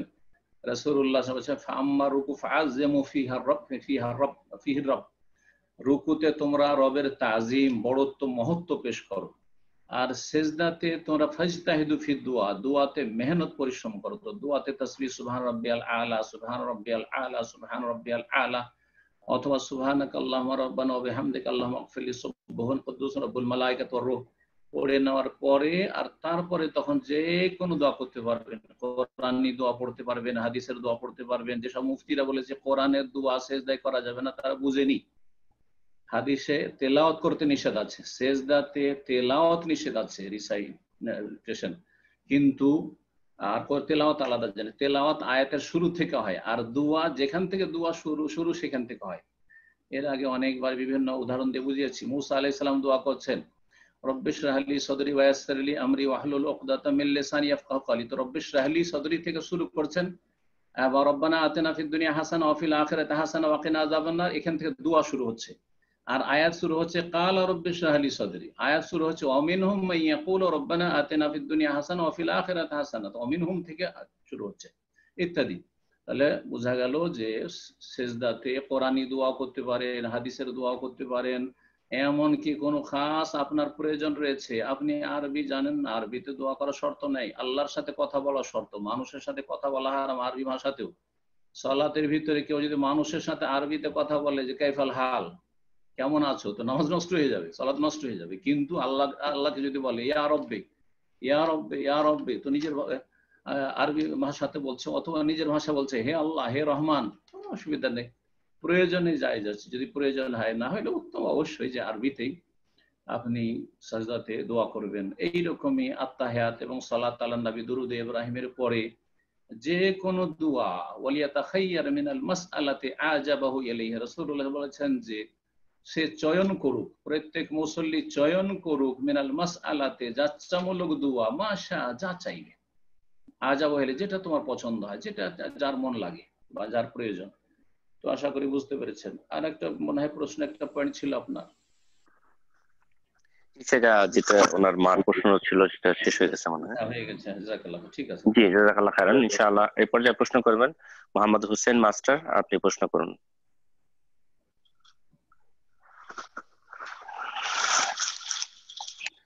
জি হোসেন মাস্টার বলেন। আপনার ফোনটা আনমিউট করে নিন হোসেন মাস্টার। ওয়ালাইকুম আসসালাম ওয়া রাহমাতুল্লাহি ওয়া বারাকাতুহু, বলেন। আলহামদুলিল্লাহ আলহামদুলিল্লাহ, বলেন। জি, মিল্লাতে ইব্রাহিম কাকে বলে, মানে ইতিহাস কি? কথাগুলো অস্পষ্ট, আপনার মাইকটা একটু ঠিক করে নিন, আপনার কথাগুলো ক্লিয়ার বোঝা যাচ্ছে না, আপনি হয়তো রুমের ভিতরে আছেন। জি,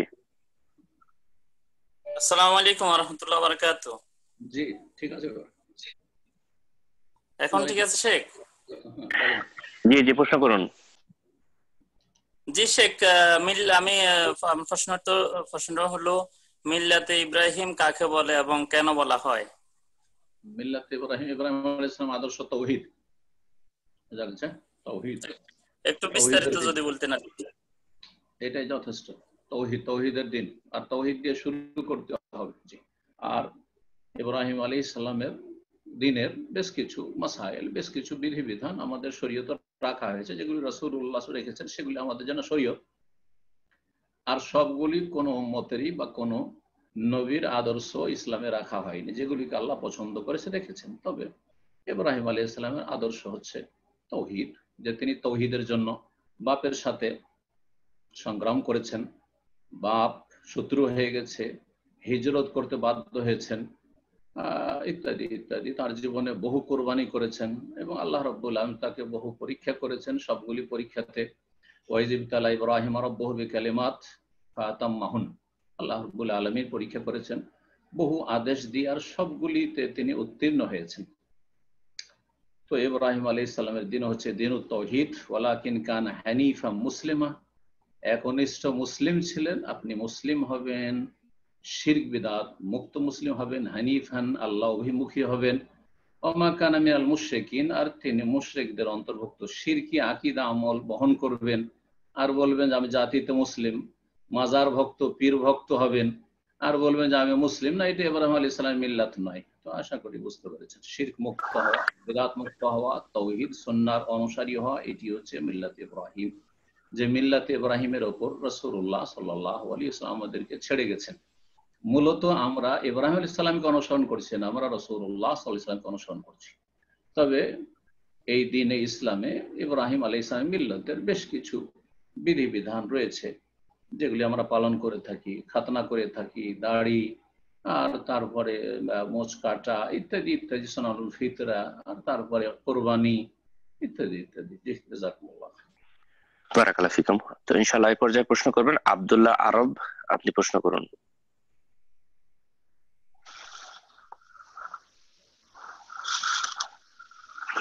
জি আপনি প্রশ্ন করুন, আপনার ফোন আনমিউট হয়েছে। জি আপনি আপনার ফোনটাকে মিউট করে দিয়েছেন, ফোনটাকে আবারও আনমিউট করে নিন।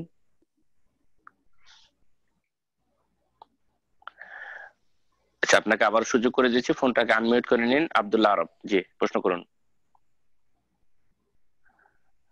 আপনার ফোন আনমিউট আছে, সম্ভবত নেটের কারণে শোনা যাচ্ছে না।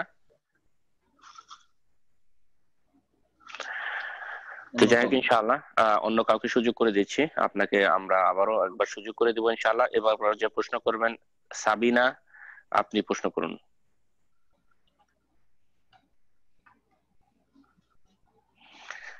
সাবিনা, জি। আলাইকুম রহমতুল্লাহ বারাকাতুহু।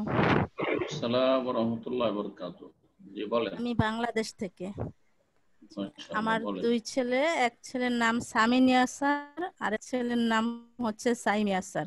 তো নবী মোহাম্মদ রাসূলুল্লাহ সাল্লাল্লাহু আলাইহি ওয়াসাল্লাম নাকি ইয়াসার নাম রাখতে নিষেধ করেছেন, এই সম্পর্কে যদি একটু কিছু বলেন প্লিজ। কি নাম? সামিন কি নাম ইয়াসার, রেখেছেন? সামিন সামিন ইয়াসার, ইয়াসার। ইয়াসার। ইয়াসার জি না ইয়াসের করে দেন তাহলে হয়ে যাবে। ইয়াসার না বলে জি ইয়াসের করলে হয়ে যাবে। ইয়াসের, জি ইয়াসের নাম ঠিক আছে, কিন্তু ইয়াসার মানে বাম আসলে। হ্যাঁ, জি ইয়াসার মানে হচ্ছে বাম, লেফট। তো ইয়াসার না করে ইয়াসের করেন, তার মানে সরল সহজ। ইয়াসের মানে ইউসর থেকে, ইন্না মাল উসরে ইউসরা, ইউসর থেকে ইয়াসির। জি, তো ঠিক আছে। জাযাকাল্লাহ খাইরান। তো ইনশাআল্লাহ আমি আবারও আমাদের ব্রাদার আব্দুল্লাহ আরবকে সুযোগ করে দিচ্ছি। আপনার ফোনটা আনমিউট করে নিন, আপনি প্রশ্ন করুন। জি, আপনার ফোন আনমিউট হয়েছে কিন্তু আপনাকে কথা শুনতে পাচ্ছি না, হয়তো আপনার সেটের প্রবলেম আছে। তো ইনশাআল্লাহ পরবর্তীতে চেষ্টা করবেন। হ্যালো, জি, সম্ভবত ওনার সেটের প্রবলেম আছে। তো ইনশাআল্লাহ এই পর্যায়ে আমরা প্রশ্ন নেব। রিফাত লিরা, আপনি প্রশ্ন করুন। আসসালামু আলাইকুম শায়েখ। ওয়ালাইকুম আসসালাম ওয়া রাহমাতুল্লাহি ওয়া বারাকাতুহু। বলেন। জি, আমি বার্সেলোনা স্পেন থেকে বলছিলাম। আমি একটু জানতে চাচ্ছিলাম যে জুম্মাবারে আমাদের পুরুষ এবং মহিলা সবার জন্যই গোসলটা কি ফরজ না মুস্তাহাব, যদি একটু বলতেন। যারা জুমায় যাবে তাদের জন্য জুমাবারের গোসল হচ্ছে সুন্নাতে মুআক্কাদা, ফরজ তো নয়। গোসল ফরজ শুধু মাসিক ঋতু থেকে পবিত্র হওয়ার পরে গোসল ফরজ। আর গোসল ফরজ হচ্ছে আপনার নেফাস থেকে পবিত্র হয়ে বাচ্চা ভূমিষ্ঠ হওয়ার পরে যে ব্লিডিং হয় তারপরে। আর গোসল ফরজ হচ্ছে স্বপ্নদোষের, গোসল ফরজ হচ্ছে স্বামী স্ত্রী মিলনে। এছাড়া গোসল ফরজ আর ফরজ গোসল বলে কিছু নেই। গোসল যে কেউ কেউ অজেব বলেছেন, কিন্তু অজেব নয়, সুন্নাতে মুআক্কাদা। যাদের কাছে হয়তো অজেব ফরজ কেউ পার্থক্য করে, সুন্নাতে মুআক্কাদা। গোসল যে হাদিসগুলোতে অজেবের কাছাকাছি শব্দগুলি এসেছে, তার মানে অত্যন্ত তাকিদপূর্ণ গুরুত্বপূর্ণ গোসল। যে গোসল ইয়াউমিল জুমআতি ওয়াজিবুন আলা কুল্লি মুহতালিম, এই ওয়াজিবুন এই মুতাহাত্তিমুন, আবশ্যক সুন্নাত, মানে সুন্নাতে মুআক্কাদা, যে সুন্নতের তাকিদ করা হয়েছে। কারণ অন্য হাদিস এর বিপরীত রয়েছে যে গোসল করলে ভালো। মানে তাসায়ামুল জুমআতে ফাবিহা ওয়া নি'ম, যে ব্যক্তি গোসল করলো জুমার দিন তো ভালোই কাজ করলো। তো বোঝা গেল যে গোসল করা ওয়াজিব নয় জুমার দিনে। তবে এই গোসল কার জন্য? যেই ব্যক্তি জুমা মসজিদে আসবে। সুতরাং নাবালকদের জন্য নয়, কারণ তাদের জুমায় ফরজ নেই। মহিলাদের জন্য নয়, কারণ তাদের জুমা ফরজ নেই। তবে যদি বোনেরা কেউ জুমা মসজিদে আসেন, তাহলে তখন বলবো যে হ্যাঁ, জুমা মসজিদ যেহেতু আসছেন আর অনেকের সমাগম হবে, আপনার শরীর থেকে যেন কেউ কষ্ট না পায় দুর্গন্ধে, সুতরাং গোসল করে পরিষ্কার পরিচ্ছন্ন হয়ে আসবেন, তখন আপনি ওই হুকুমের আওতাভুক্ত হবেন। জি, জাযাকাল্লাহ খাইরান। ইনশাআল্লাহ এই পর্যায়ে প্রশ্ন করবেন এমএনএম ইসলামিক মিডিয়া, আপনি প্রশ্ন করুন। আসসালামু আলাইকুম রহমতুল্লাহ। শায়েখ, আমি মঞ্জুর বলছি নিউ ইয়র্ক থেকে। কেমন আছেন? জি, ওয়ালাইকুম আসসালাম ওয়া রাহমাতুল্লাহি ওয়া বারাকাতুহু। কি বলছেন, মনির নাকি? মঞ্জুর, মঞ্জুর নিউ ইয়র্ক থেকে। আচ্ছা আচ্ছা, মঞ্জুর ভাই বলেন, ভালো আছেন? জি আলহামদুলিল্লাহ, আল্লাহ ভালো রাখছে। আশা করি আপনি ভালো আছেন। আলহামদুলিল্লাহ। জি, আমার প্রশ্ন হচ্ছে যে আমরা যখন সকাল সন্ধ্যার দোয়া পড়ি, জিকির গুলা করি, অথবা রাতে ঘুমাইতে যাওয়ার আগে ঘুমানোর দোয়াগুলা পড়ি, সেই দোয়াগুলা বা জিকির গুলা করার সময় আমরা যদি কেউ মোবাইল হাতে নিয়ে ফেসবুক দেখতেছি, ইউটিউব দেখতেছি, সাথে দোয়াও পড়তেছি, অনেক সময় ভুলে যাই কি পড়লাম, কতটুকু পড়লাম, আবার শুরু করি, এটা আসলে কতটুকু সঠিক কাজ? এটা কি ভালো কাজ? এটা অজ্ঞতার কারণে অথবা ঈমানের দুর্বলতার কারণে মনে করে জিকির মানে শুধু জবানের কাজ। জিকির মানে প্রথম অন্তরের কাজ। জিকির মানে আল্লাহকে স্মরণ করা, তাই না? তো প্রথম অন্তর থেকে আল্লাহকে স্মরণ করতে হবে, আর সেটার বহিঃপ্রকাশ ঘটবে জবান দিয়ে, জিহ্বা নড়িয়ে।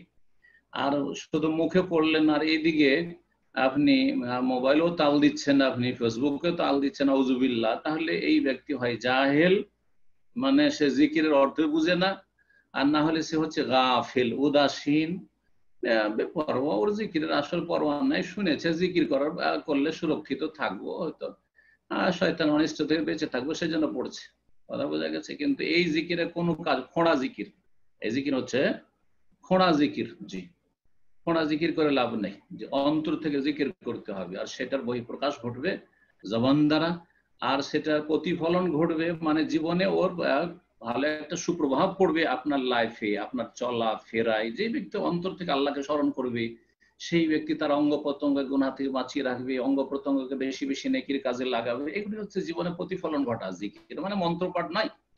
আসলে এই লোক মন্ত্রপাঠ মনে করেছে জিকিরকে, মন্ত্রপাঠ যে মুখে সার সার সার সার সার করে পড়লেই হয়ে গেল। না না না না, এটা মূর্খদের কথা। আল্লাহ হেফাজত করি সব থেকে। দিনকে আগে বুঝতে হবে, এই জন্য দিনকে ভালো করে বুঝতে হবে, শিখতে হবে, আর তারপর আমল করতে হবে। আল্লাহ যেন তৌফিক দান করেন। জি, আমিন আমিন।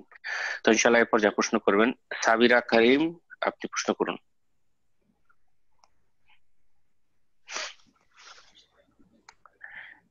জি, সাবিরা করিম, আপনার ফোনটা আনমিউট করে নিন, প্রশ্ন করুন। জি, হ্যালো হ্যালো, আসসালামু আলাইকুম ওয়া রাহমাতুল্লাহ। ওয়ালাইকুম আসসালাম আমি ওয়া সাবিরা রাহমাতুল্লাহ।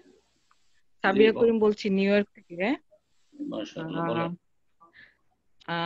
আমার ছেলেটা মানে 16 বছরের পর হঠাৎ করে অসুস্থ হয়ে গেছে, তো আমি এখন নিউ ইয়র্কে আছি। আল্লাহ সুস্থ করুন। জি।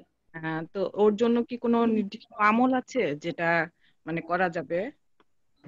দেখেন, আমাদের দেশি ভাষায় নির্দিষ্ট আমল মানে বেদাতি আমল।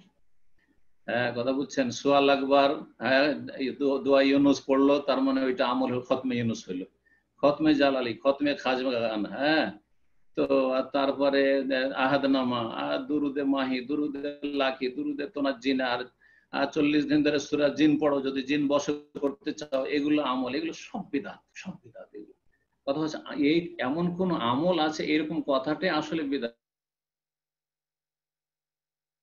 কথা। আমল হচ্ছে ফরজ আর সুন্নাত। ফরজ আমল হচ্ছে যে প্রতিদিনের ফরজগুলি আপনি ঠিক রাখবেন আপনার লাইফের, হারাম কাবিরা থেকে বেঁচে থাকবেন পুরোপুরি, সাগীরা কথা কাজ থেকে বেঁচে থাকার চেষ্টা করবেন, এগুলি হচ্ছে আমল। সুন্নত মুস্তাহাব দৈনন্দিন যেগুলো রয়েছে সেগুলি যথাযথ পালনের চেষ্টা, এগুলি হচ্ছে আমল। সুতরাং সকাল সন্ধ্যার জিকির আজকার করা সুন্নত, মুস্তাহাব করবেন। ফরজ সালাতের পরে বেশ কিছু জিকির আজকার দোয়া রয়েছে সেগুলি পাঠ করবেন। বাড়ি থেকে বের হইলে জিকির রয়েছে বিসমিল্লাহ তাওয়াক্কালতু আলাল্লাহ লা হাওলা ওয়ালা কুওয়াতা ইল্লা বিল্লাহ পড়ে বেরোবেন। গাড়িতে বসলে কি যে দোয়া পড়তে পড়বেন, কোন জায়গায় নামলে আউযু বিকালিমাতিল্লাহি তাম্মাতি মিন শাররি মা খালাক পড়বেন। আর আপনার বাড়িতে যখন ঢুকবেন বিসমিল্লাহ বলে ঢুকবেন, শয়তান ঢুকতে পেল না। আর তারপরে বাড়িতে ঢুকলেন, ছেলে মেয়ে আছে, আসসালামু আলাইকুম, তাদের জন্য শান্তির দোয়া করলেন, ইয়াকুনু বারাকাতান লাকা ওয়া আলা আহলি বাইতিক, তোমার জন্য বরকত হবে, তোমার ছেলে মেয়েদের জন্য বরকত হবে। এগুলো হচ্ছে আমল। আর আমল মানে এই দোয়াটি এতবার পড়বো তাহলে আমার ছেলেটা নেক হয়ে যাবে, না না, এইসবের কোনো অস্তিত্ব ইসলামে নেই। তবে কোরআন হাদিসে যে দোয়াগুলি আছে সৎ সন্তান চাওয়ার জন্য, বা যেন সন্তানটা নেক হয়, ছেলে মেয়ে নেক হয়, সেজন্য সেই দোয়াগুলি করবেন। ইব্রাহিম আলাইহিস সালামের দোয়া পড়ে বিহাবিল মিনাস সলিহিন বেশি বেশি পড়তে থাকেন, অনির্দিষ্ট, এই নয় যে 50,000 বার, 1 লাখ বার, 101 বার, সব বেদাত এগুলো, সংখ্যা নির্ধারণ করা। কিন্তু আপনি বেশি বেশি পড়তে থাকেন। জাকারিয়া আলাইহিস সালাম রব্বি হাবলি মিন লাদুনকা যুররিয়াতান তাইয়্যিবা ইন্নাকা সামিউদ দুআ ওয়া আসলিহ লি ফি যুররিয়াতি, সূরা আকাফ, ওয়া আসলিহ লি ফি যুররি, আল্লাহ আমার ছেলে মেয়েকে নেক করে দাও। নিজের ভাষায় দোয়া করেন। তাহাজ্জুদ পড়ে যে সময়গুলোতে দোয়া কবুল হয়, রাতের শেষ তৃতীয় অংশে দোয়া করেন আল্লাহর কাছে। আর তারপরে আযান ইকামতের মাঝখানে দোয়া করেন, লাইলাতুল কদরে দোয়া করেন, সিয়াম অবস্থায় দোয়া করেন। আর তারপরে জুমার দিন আসর পরে মাগরিব, আসর মাগরিব মাঝখানে খুব বেশি বেশি দোয়া করেন।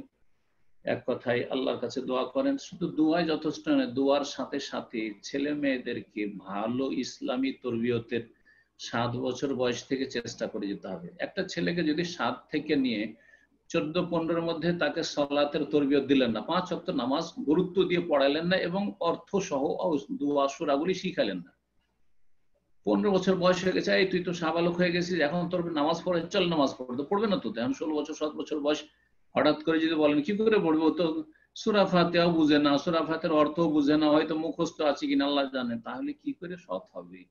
ছোট থেকে কচি গাছ যখন থাকে তখন থেকে গাছটাকে যেইভাবে যত্ন নেবেন, যেভাবে মানুষ করা আছে সেইভাবে মানুষ হবে। তো আশা করি বিষয়টা বুঝতে পারছেন। আল্লাহ রাব্বুল আলামিন যেন আমাদের যেসব নেক সন্তান দিয়েছেন আল্লাহ তাদেরকে যেন নেক হায়াত দান করেন, এবং আপনার জন্য দোয়া করি আল্লাহ রাব্বুল আলামিন যেন আপনার ছেলেকে নেক বানিয়ে দেন। কিন্তু দোয়ার সাথে সাথে দাওয়া মানে মেহনত করতে হবে, একটু ছেলের পেছনে মেহনত করতে হবে। ছেলেকে স্কুলে পড়াচ্ছেন যেখানে সেকুলার পড়াশোনা, কিন্তু বাসাতে আপনি কি ব্যবস্থা ইসলাম শিখাবার জন্য ব্যবস্থা রেখেছেন কিনা? স্কুলে তো পড়াইতে হবে, কারণ রুজি রোজগার করে খেতে হবে, অবশ্য পড়াইতে স্কুল কলেজে, কিন্তু তার সাথে স্কুল কলেজ যেখানে সেকুলার শিক্ষা, তাহলে আপনাকে বাড়িতে ইসলামিক শিক্ষার অবশ্যই নিয়মিত ব্যবস্থা রাখতে হবে। তো আল্লাহ যেন তৌফিক দান করেন। জাযাকুমুল্লাহ। আমিন, বারাকাল্লাহু ফিকুম। তো ইনশাআল্লাহ এই পর্যায়ে প্রশ্ন করবেন জেসমিন আহমেদ, আপনি প্রশ্ন করুন। আসসালামু আলাইকুম রাহমাতুল্লাহ। ওয়ালাইকুম আসসালাম ওয়া রাহমাতুল্লাহি ওয়া বারাকাতুহু। জি বলেন। জি সিস্টার, আপনার ফোনটা আবারও আনমিউট। জি, আমার প্রশ্ন হলো যে একটা হাদিস আছে যেটা রাসূলুল্লাহ সাল্লাল্লাহু আলাইহি সাল্লাম এক সাহাবী মানে বলছিলেন যে নামাজে মুনাজাতের ক্ষেত্রে উনি যদি শুধু দরুদ শরীফ পড়ে এক তৃতীয়াংশ অর্ধাংশ, তো তারপরে বলছেন যে যদি পূর্ণভাবে শুধু দরুদ শরীফ পড়ে তাহলে মুনাজাতটা হয়ে যাবে। তো নামাজের পরে বা অন্য কোনো সময় যখন আমরা মুনাজাত করবো, আমরা যদি শুধু দরুদ শরীফ পড়ি তাহলে আমার যে দোয়াটা আল্লাহর কাছে চাওয়া সেটা কি পূর্ণ হয়ে যাবে কিনা? জাযাকাল্লাহু খাইর। এই হাদিসটার উদ্দেশ্য হচ্ছে দুরুদের ফজিলত বর্ণনা করা, সালাত আলান নবী, নবী সাল্লাল্লাহু আলাইহি ওয়াসাল্লামের সালাতের ফজিলত বর্ণনা করা। এই হাদিসের উদ্দেশ্য এটা মোটেই না যে আপনি জীবনে আল্লাহর কাছে দোয়াই করবেন না, শুধু দুরুদ দিয়ে সব কাজ হাসিল করে নেবেন। এইটা অর্থ যদি হইতো তাহলে এর বাস্তবায়ন প্রথম রাসূলুল্লাহ সাল্লাল্লাহু আলাইহি ওয়াসাল্লাম সাহাবীরা করতেন, তাহলে আল্লাহর কাছে আর দোয়া করতেন না, বদরের প্রান্তে গিয়ে শুধু দুরুদ পড়তে থাকতেন। নবী সাল্লাল্লাহু আলাইহি ওয়াসাল্লাম আর সাহাবায়ে কেরামরা খন্দকে শুধু দরুদ পড়তে থাকতেন আর আল্লাহর কাছে দোয়া করতেন না যে আল্লাহুম্মা আনজিজলি মা ওয়া'আদতানি, আল্লাহ তুমি তোমার ওয়াদা পূরণ করো। আল্লাহুম্মা ইন তুহলিক হাযিহিল ইসাব লান তুবাদ ফিল আরদ, আল্লাহ যদি এই 313 জনকে আজকে তুমি ধ্বংস করে দাও তো তোমার ইবাদত কিয়ামত পর্যন্ত করার লোক হবেন। আল্লাহ তুমি আমাদের রক্ষা করো, আল্লাহ তুমি আমাদেরকে বিজয় দান করো। এসব দোয়া কেন করেছেন? বোঝা গেল যে দোয়া করতে হবে, দোয়া অবশ্যই করতে হতো। উনি আস্তাজিব লাকুম, আল্লাহ বলছে আমার কাছে দোয়া করো, আমি তোমাদের ডাকে সাড়া দেব, দোয়া কবুল করো, দোয়াও করবেন। এই হাদিস থেকে যেটা বোঝা যায় সেটা হচ্ছে বেশি বেশি আপনি সালাত আলান নবী দুরুদ পড়বেন, এতে হবে কি দোয়াটা আপনার কার্যকরী হবে। কখনো কখনো শুধু নবী দুরুদ হচ্ছে কি, দুরুদ হচ্ছে নবীর জন্য দোয়া করা। যদি আপনি নিজের ওপর নবীকে আপনি প্রেফার করেন যে নবী সাল্লাল্লাহু আলাইহি ওয়াসাল্লামের জন্য আমি দোয়া করলাম, তো আল্লাহর ফেরেশতারা ওয়ালাকা বিমিসলি, আল্লাহ যেন তোমাকে ওই রকমই দেয়, এই হিসাবে পাবেন আপনি। আর এর মানে এই নয় যে দোয়ার মতো গুরুত্বপূর্ণ ইবাদতকে আপনি একবার উপেক্ষাই করে দিবেন আর সারা জীবন শুধু দুরূদ পড়তে থাকবেন। তারপর আপনি বলেছেন যে আমি ফরজ নামাজের পরে যদি আমরা মোনাজাত করি, মোনাজাত না করে দুরূদ পড়তে, ফরজের সাথে সংশ্লিষ্ট কোনো মোনাজাত নেই। আপনি যদি নিয়মিত একাও প্রতিটি ফরজ সালাতের পরে আপনি হাত তুলে মোনাজাত করে, এটাও সুন্নাত নয়, সুন্নাতের খেলাফ কাজ। মাঝে মধ্যে করবেন, মাঝে মধ্যে ছাড়বেন, মাঝে মধ্যে শুধু সালাতের ভিতরে সেজদাতে করলেন আর আত্তাহিয়াত দুরুদের পরে করলেন সালামের আগে, এটাই যথেষ্ট। এটাই হচ্ছে আসল মোনাজাত, আল্লাহর সাথে বিষয়ে কথা বলা। মাঝে মধ্যে আপনি করেন, কখনো কখনো কখনো কখনো সুন্নতের পরে করেন, কখনো সুন্নতের পরেও করলেন না, ফরজও করলেন না, কারণ রাসূলুল্লাহ সাহাবীরা এইভাবে আমল করেনি যে সালাম ফিরা হইলেই আর তারপরে কিছু জিকির আজকার পড়লেন না আর হাত উঠিয়ে মোনাজাত শুরু করে দিলেন। এইটা আমাদের দেশীয় তরিকা। সম্মিলিত হলে একেবারে বেদাত, আর একা একা যদি কেউ প্রয়োজন মনে করে আর প্রয়োজন বোধে মাঝে মধ্যে করে তাহলে জায়েজ। আশা করি বুঝতে পেরেছেন। জাযাকাল্লাহু খাইরান। তো এই পর্যায়ে প্রশ্ন করবেন মোহাম্মদ খান, আপনি প্রশ্ন করুন।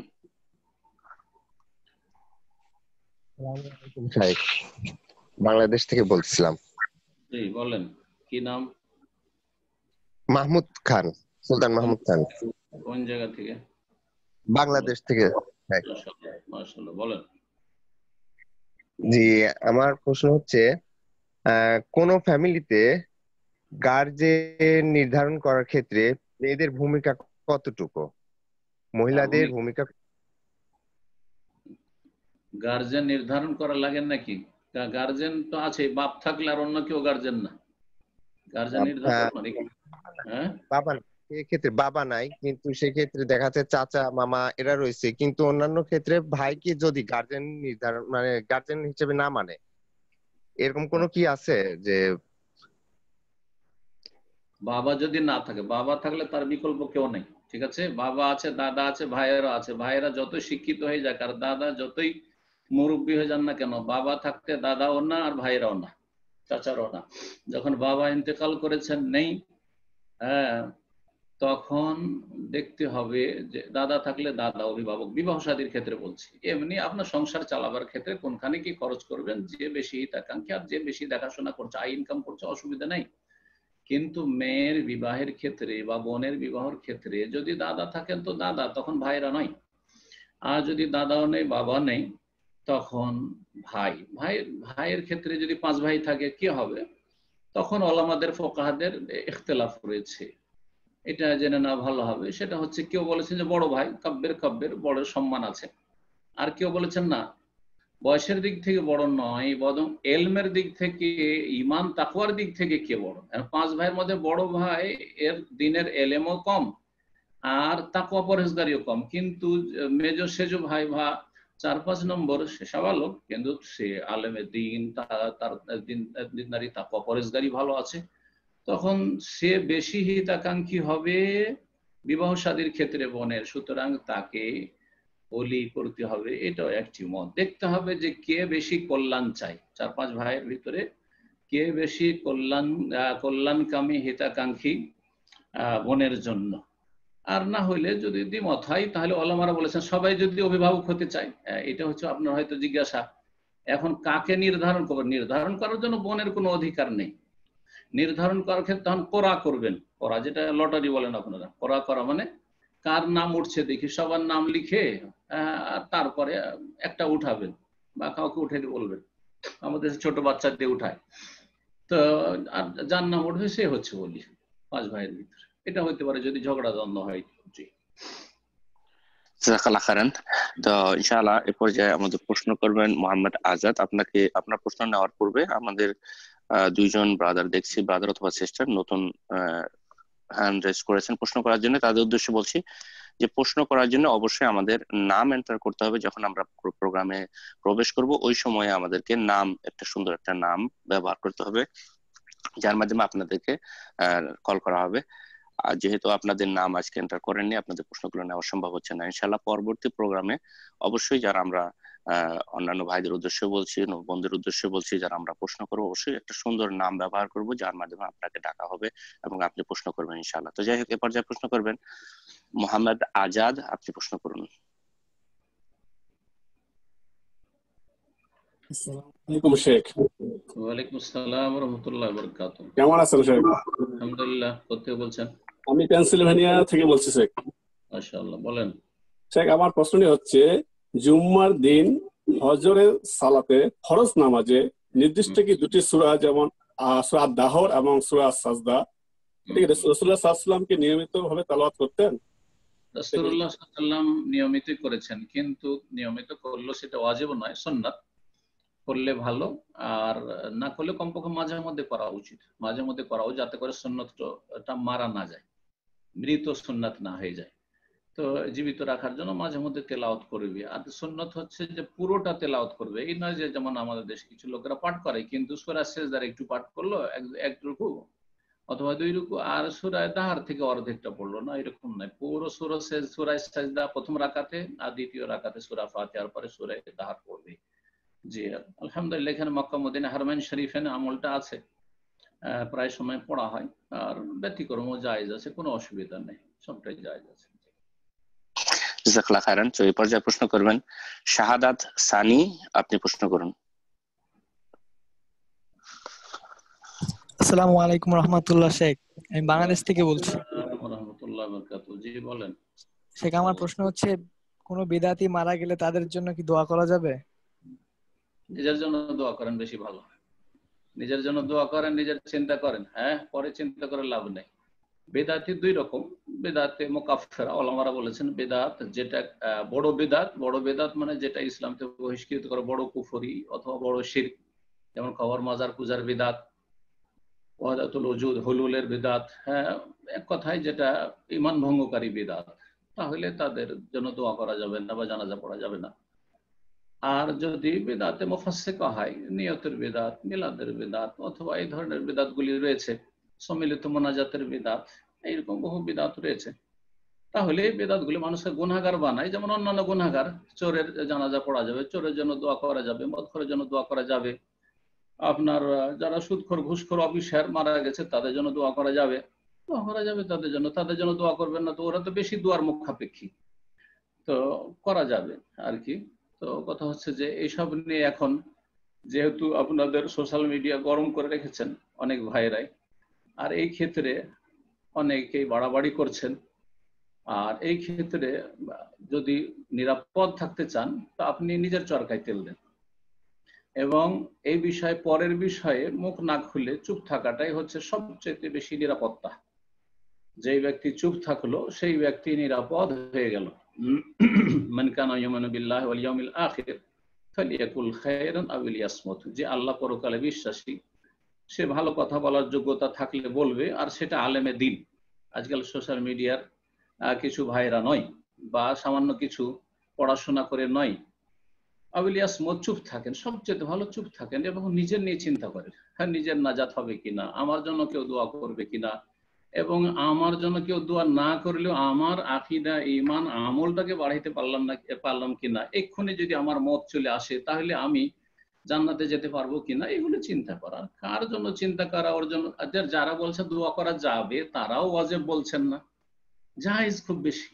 সারা পৃথিবীর কোন আলেম বলেননি যে কোন মুসলিমের জন্য জীবিত অমৃত দোয়া করা ওয়াজিব। ওয়াজিব প্রয়োজন নাই।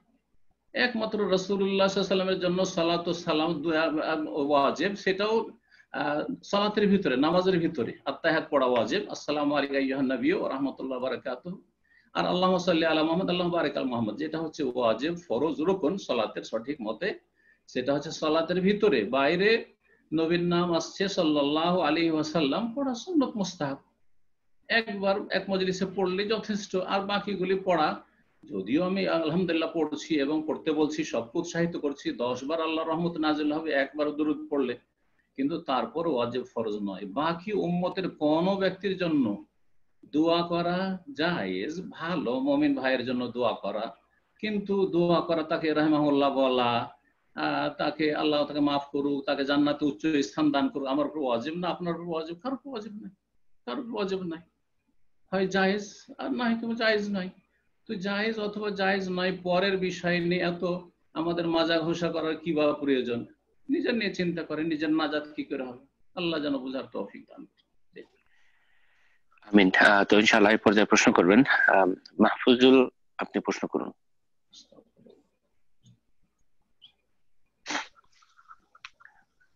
জি মাহফুজুল, আপনার ফোনটা আনমিউট করে নিন। আসসালামু আলাইকুম। ওয়ালাইকুম আসসালাম ওয়া রাহমাতুল্লাহি ওয়া বারাকাতুহু। আমার প্রশ্নটা হলো ঈমান এবং মুমিন নিয়ে, এর সংজ্ঞা, শুধু সংজ্ঞা নিয়ে আমার প্রশ্নটা। আমরা একটা হাদিসে জানলাম যে রাসূল সাল্লাল্লাহু আলাইহি ওয়াসাল্লাম মুমিন এবং কাফেরের মধ্যে পার্থক্য সালাত দিয়ে বুঝাইছে, এবং আরেকটা হাদিসে আমরা জানলাম সেই দাসী মেয়েটা আল্লাহ কথায় আমি কে, হ্যাঁ, তারপরে বললেন রাসূল সাল্লাল্লাহু আলাইহি ওয়াসাল্লাম এই মুমিনা, একে মুক্তি করে দাও।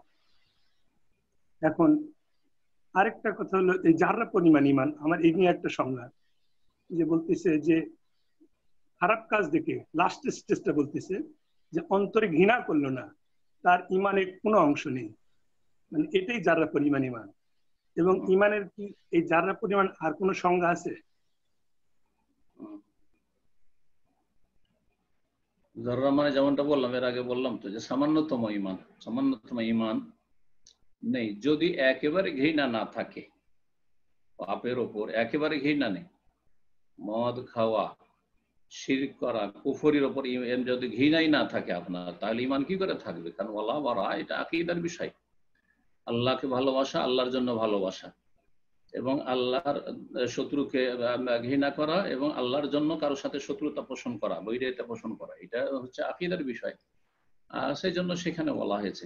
কিন্তু যদি আছে ঘৃণা আছে, কিন্তু ঘৃণাটা প্রকাশ করছে না, ঘৃণা আছে একজন মুমিনের, মুসলিমের, যদিও ঈমান দুর্বল হোক না কেন, খারাপ কাজের উপর একটা ঘৃণা আছে বা খারাপ লোকের উপর ঘৃণা আছে, কিন্তু অনেক সময় ঈমানের দুর্বলতার কারণে সেটা ফুটে ওঠে না হয়তো। তো আমরা এইসব বাড়াবাড়ি করে ফতোয়া দেবো না যে ওর ঈমানই নেই, না মোটেই নাই। কিন্তু এটা এই হাদিসে বোঝানো হয়েছে যে আপনি যদি সত্যিকার মুমিন হন তাহলে পাপ এবং পাপীর ওপর আপনার ঘৃণা থাকতে হবে, পাপ এবং পাপীর ওপর ঘৃণা থাকতে হবে, এবং সেটা অন্যায়ের প্রতিবাদ সেটা বল প্রয়োগ করার ক্ষমতা থাকলে বল প্রয়োগ করে, না হলে কথার দ্বারা, না হলে সর্বনিম্ন ঈমান হচ্ছে যে অন্তর থেকে ঘৃণা করতে হবে। তো অন্তরের ঘৃণা অবশ্যই জরুরি। আর যে হাদিসগুলি তার আগে বললেন সেগুলিতে কোনো দ্বন্দ্ব নেই। যে এক দাসীকে জিজ্ঞেস করলেন তার মৌলিক আকীদা বোঝার জন্য যে এই আসলে ইমানদার কিনা, ইমানের স্বীকৃতি দেওয়ার জন্য আল্লাহ কোথায় এটা জানতে হবে।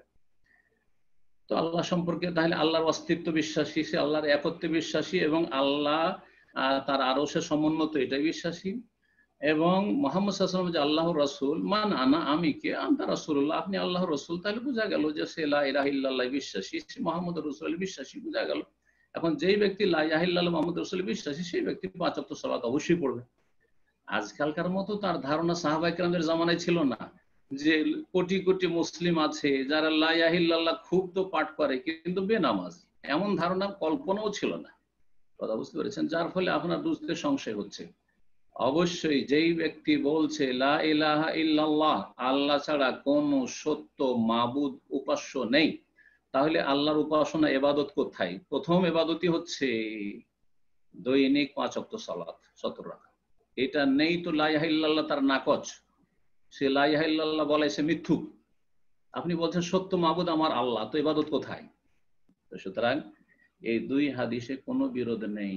লা ইলাহা ইল্লাল্লাহ বলাই মানে সর্বনিম্ন ইবাদত করে আপনার ঈমান রক্ষা করতে হবে, সেটা হচ্ছে 5 ওয়াক্ত ফরজ সালাত। সুন্নাত নাই পড়ুক মুসলিম, বেতন না পড়লেও মুসলিম, যদিও গুনাহগার হয়তো, জি অনেক পাপ আছে, পাপে জড়িয়ে আছে, সুদ ঘুষ খাচ্ছে, ফাসিক, মুসলিম, তারপরেও বেঈমানি আত্মসাৎ করছে, জুলুম অত্যাচার করছে, মুসলিম, জি ব্যভিচারে লিপ্ত, মুসলিম, ফাসিক, পাপিষ্ট, জাহান্নামে যাবে হয়তো, আর বহুদিন থাকবে জাহান্নামে, কিন্তু তার ইসলাম ভঙ্গ হয়নি, কাফের নয় সে। এগুলো সামাজিক অপরাধ, সেজন্য বড় অপরাধ মনে হচ্ছে। আর সালাত ত্যাগ করা যেহেতু সামাজিক অপরাধ নয়, সেজন্য আপনাদেরকে অপরাধী মনে হয় না, সে চরম অপরাধী, যে শিরকের সমতুল্য গুনাহ সালাত ত্যাগ করা। সুতরাং যে হাদিসগুলি বললেন একটি তো কোন রকমের বিরোধ নেই, একটি অপরটির পরিপূরক। একটাতে একটি বিষয় বর্ণনা করা হয়েছে, আর একটি তার একটি বিষয় বর্ণনা করা হয়েছে। জাযাকুল্লাহ। বারাকাল্লাহু ফিকুম। তো সম্মানিত দিনী ভাই বোনেরা, আমরা একদম শেষ পর্যায়ে চলে এসেছি প্রোগ্রামে, প্রায় 3:30 বেজে গেল, অনেক সময় হয়ে গেছে। তো ইনশাআল্লাহ আজকে আর বেশি প্রশ্ন না নিয়ে সর্বশেষ প্রশ্ন নেব আজকে, আর যারা হয়তো বাকি রয়ে গেলেন ইনশাআল্লাহ নেক্সট প্রোগ্রামে আপনাদের প্রশ্নগুলো নেওয়ার চেষ্টা করব। তো এই পর্যায়ে আমাদের সর্বশেষ প্রশ্ন করবেন আজকের প্রোগ্রামের মাকসুদা, আপনি প্রশ্ন করুন।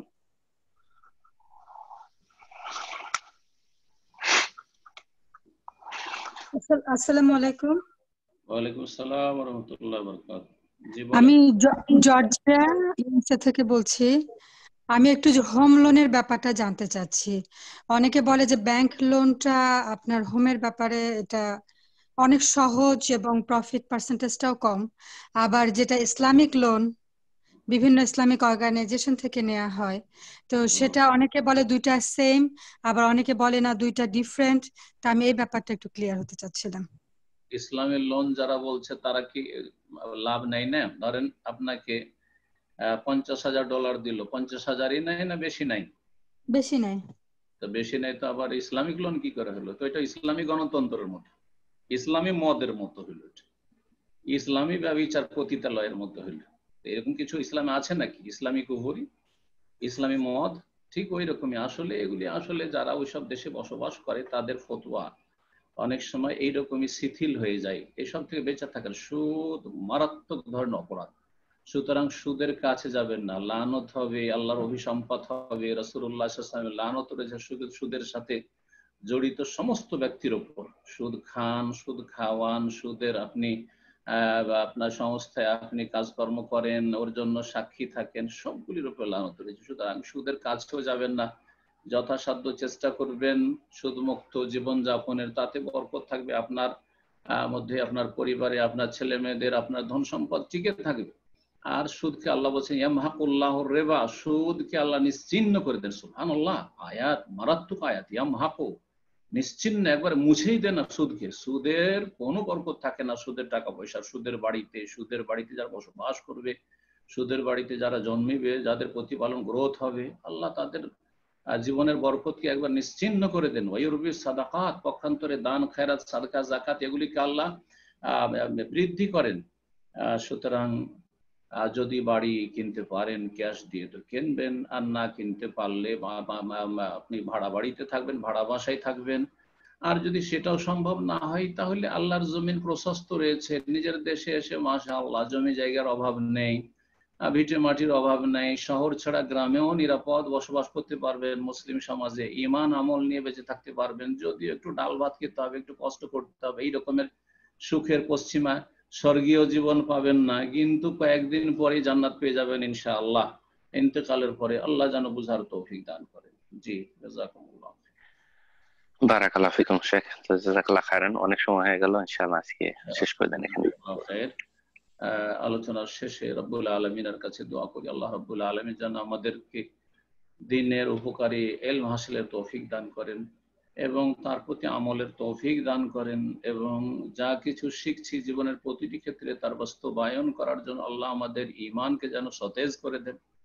আমরা অনেকে অনেক কিছু শিখছি জানছি, কিন্তু আমলে একেবারে গাফিলতি উদাসীন আমরা। আল্লাহ যেন এই উদাসীনতা গাফিলতি আমাদের দূর করে দেন এবং নিজের জন্য বেশি চিন্তা করার তৌফিক দান করেন পরের আগে। পরের কার কি হলে আল্লাহ জিজ্ঞেস করবেন না। সুতরাং আল্লাহ রাব্বুল আলামিন আমাকে আমার সম্পর্কে জিজ্ঞেস করবে, আল্লাহ যেন আমাকে আমার সম্পর্কে আপনাদেরকে নিজেদের সম্পর্কে সচেতন হওয়ার তৌফিক দান করেন এবং হকের দাওয়াত সবসময় প্রচার প্রসারে থাকার নিয়োজিত থাকার তৌফিক দান করেন। হকের দাওয়াতে আল্লাহ রাব্বুল হকের দাওয়াতে যেন বরকত দান করেন এবং সত্যের যে দাওয়াত, কোরআন সুন্নাহর দাওয়াত, তাতে যারা বাধাগ্রস্ত করে এবং বাধা দানের চেষ্টা করে, যারা আল্লাহর দ্বীনের খাদেমদেরকে, কোরআন সুন্নাহর খাদেমদেরকে তারা তার সাথে কোন রকম অনিষ্ট করার চেষ্টা করে, আল্লাহ যেন তাদের অনিষ্টকে তাদের দিকে ফিরিয়ে দেন এবং আল্লাহ রাব্বুল আলামিন যেন আমাদেরকে নিরাপদ রাখেন এবং আমাদের অনিষ্ট থেকে অন্যকে নিরাপদ রাখেন। সুবহান রাব্বিকা রাব্বিল ইজ্জাতি আম্মা ইয়াসিফুন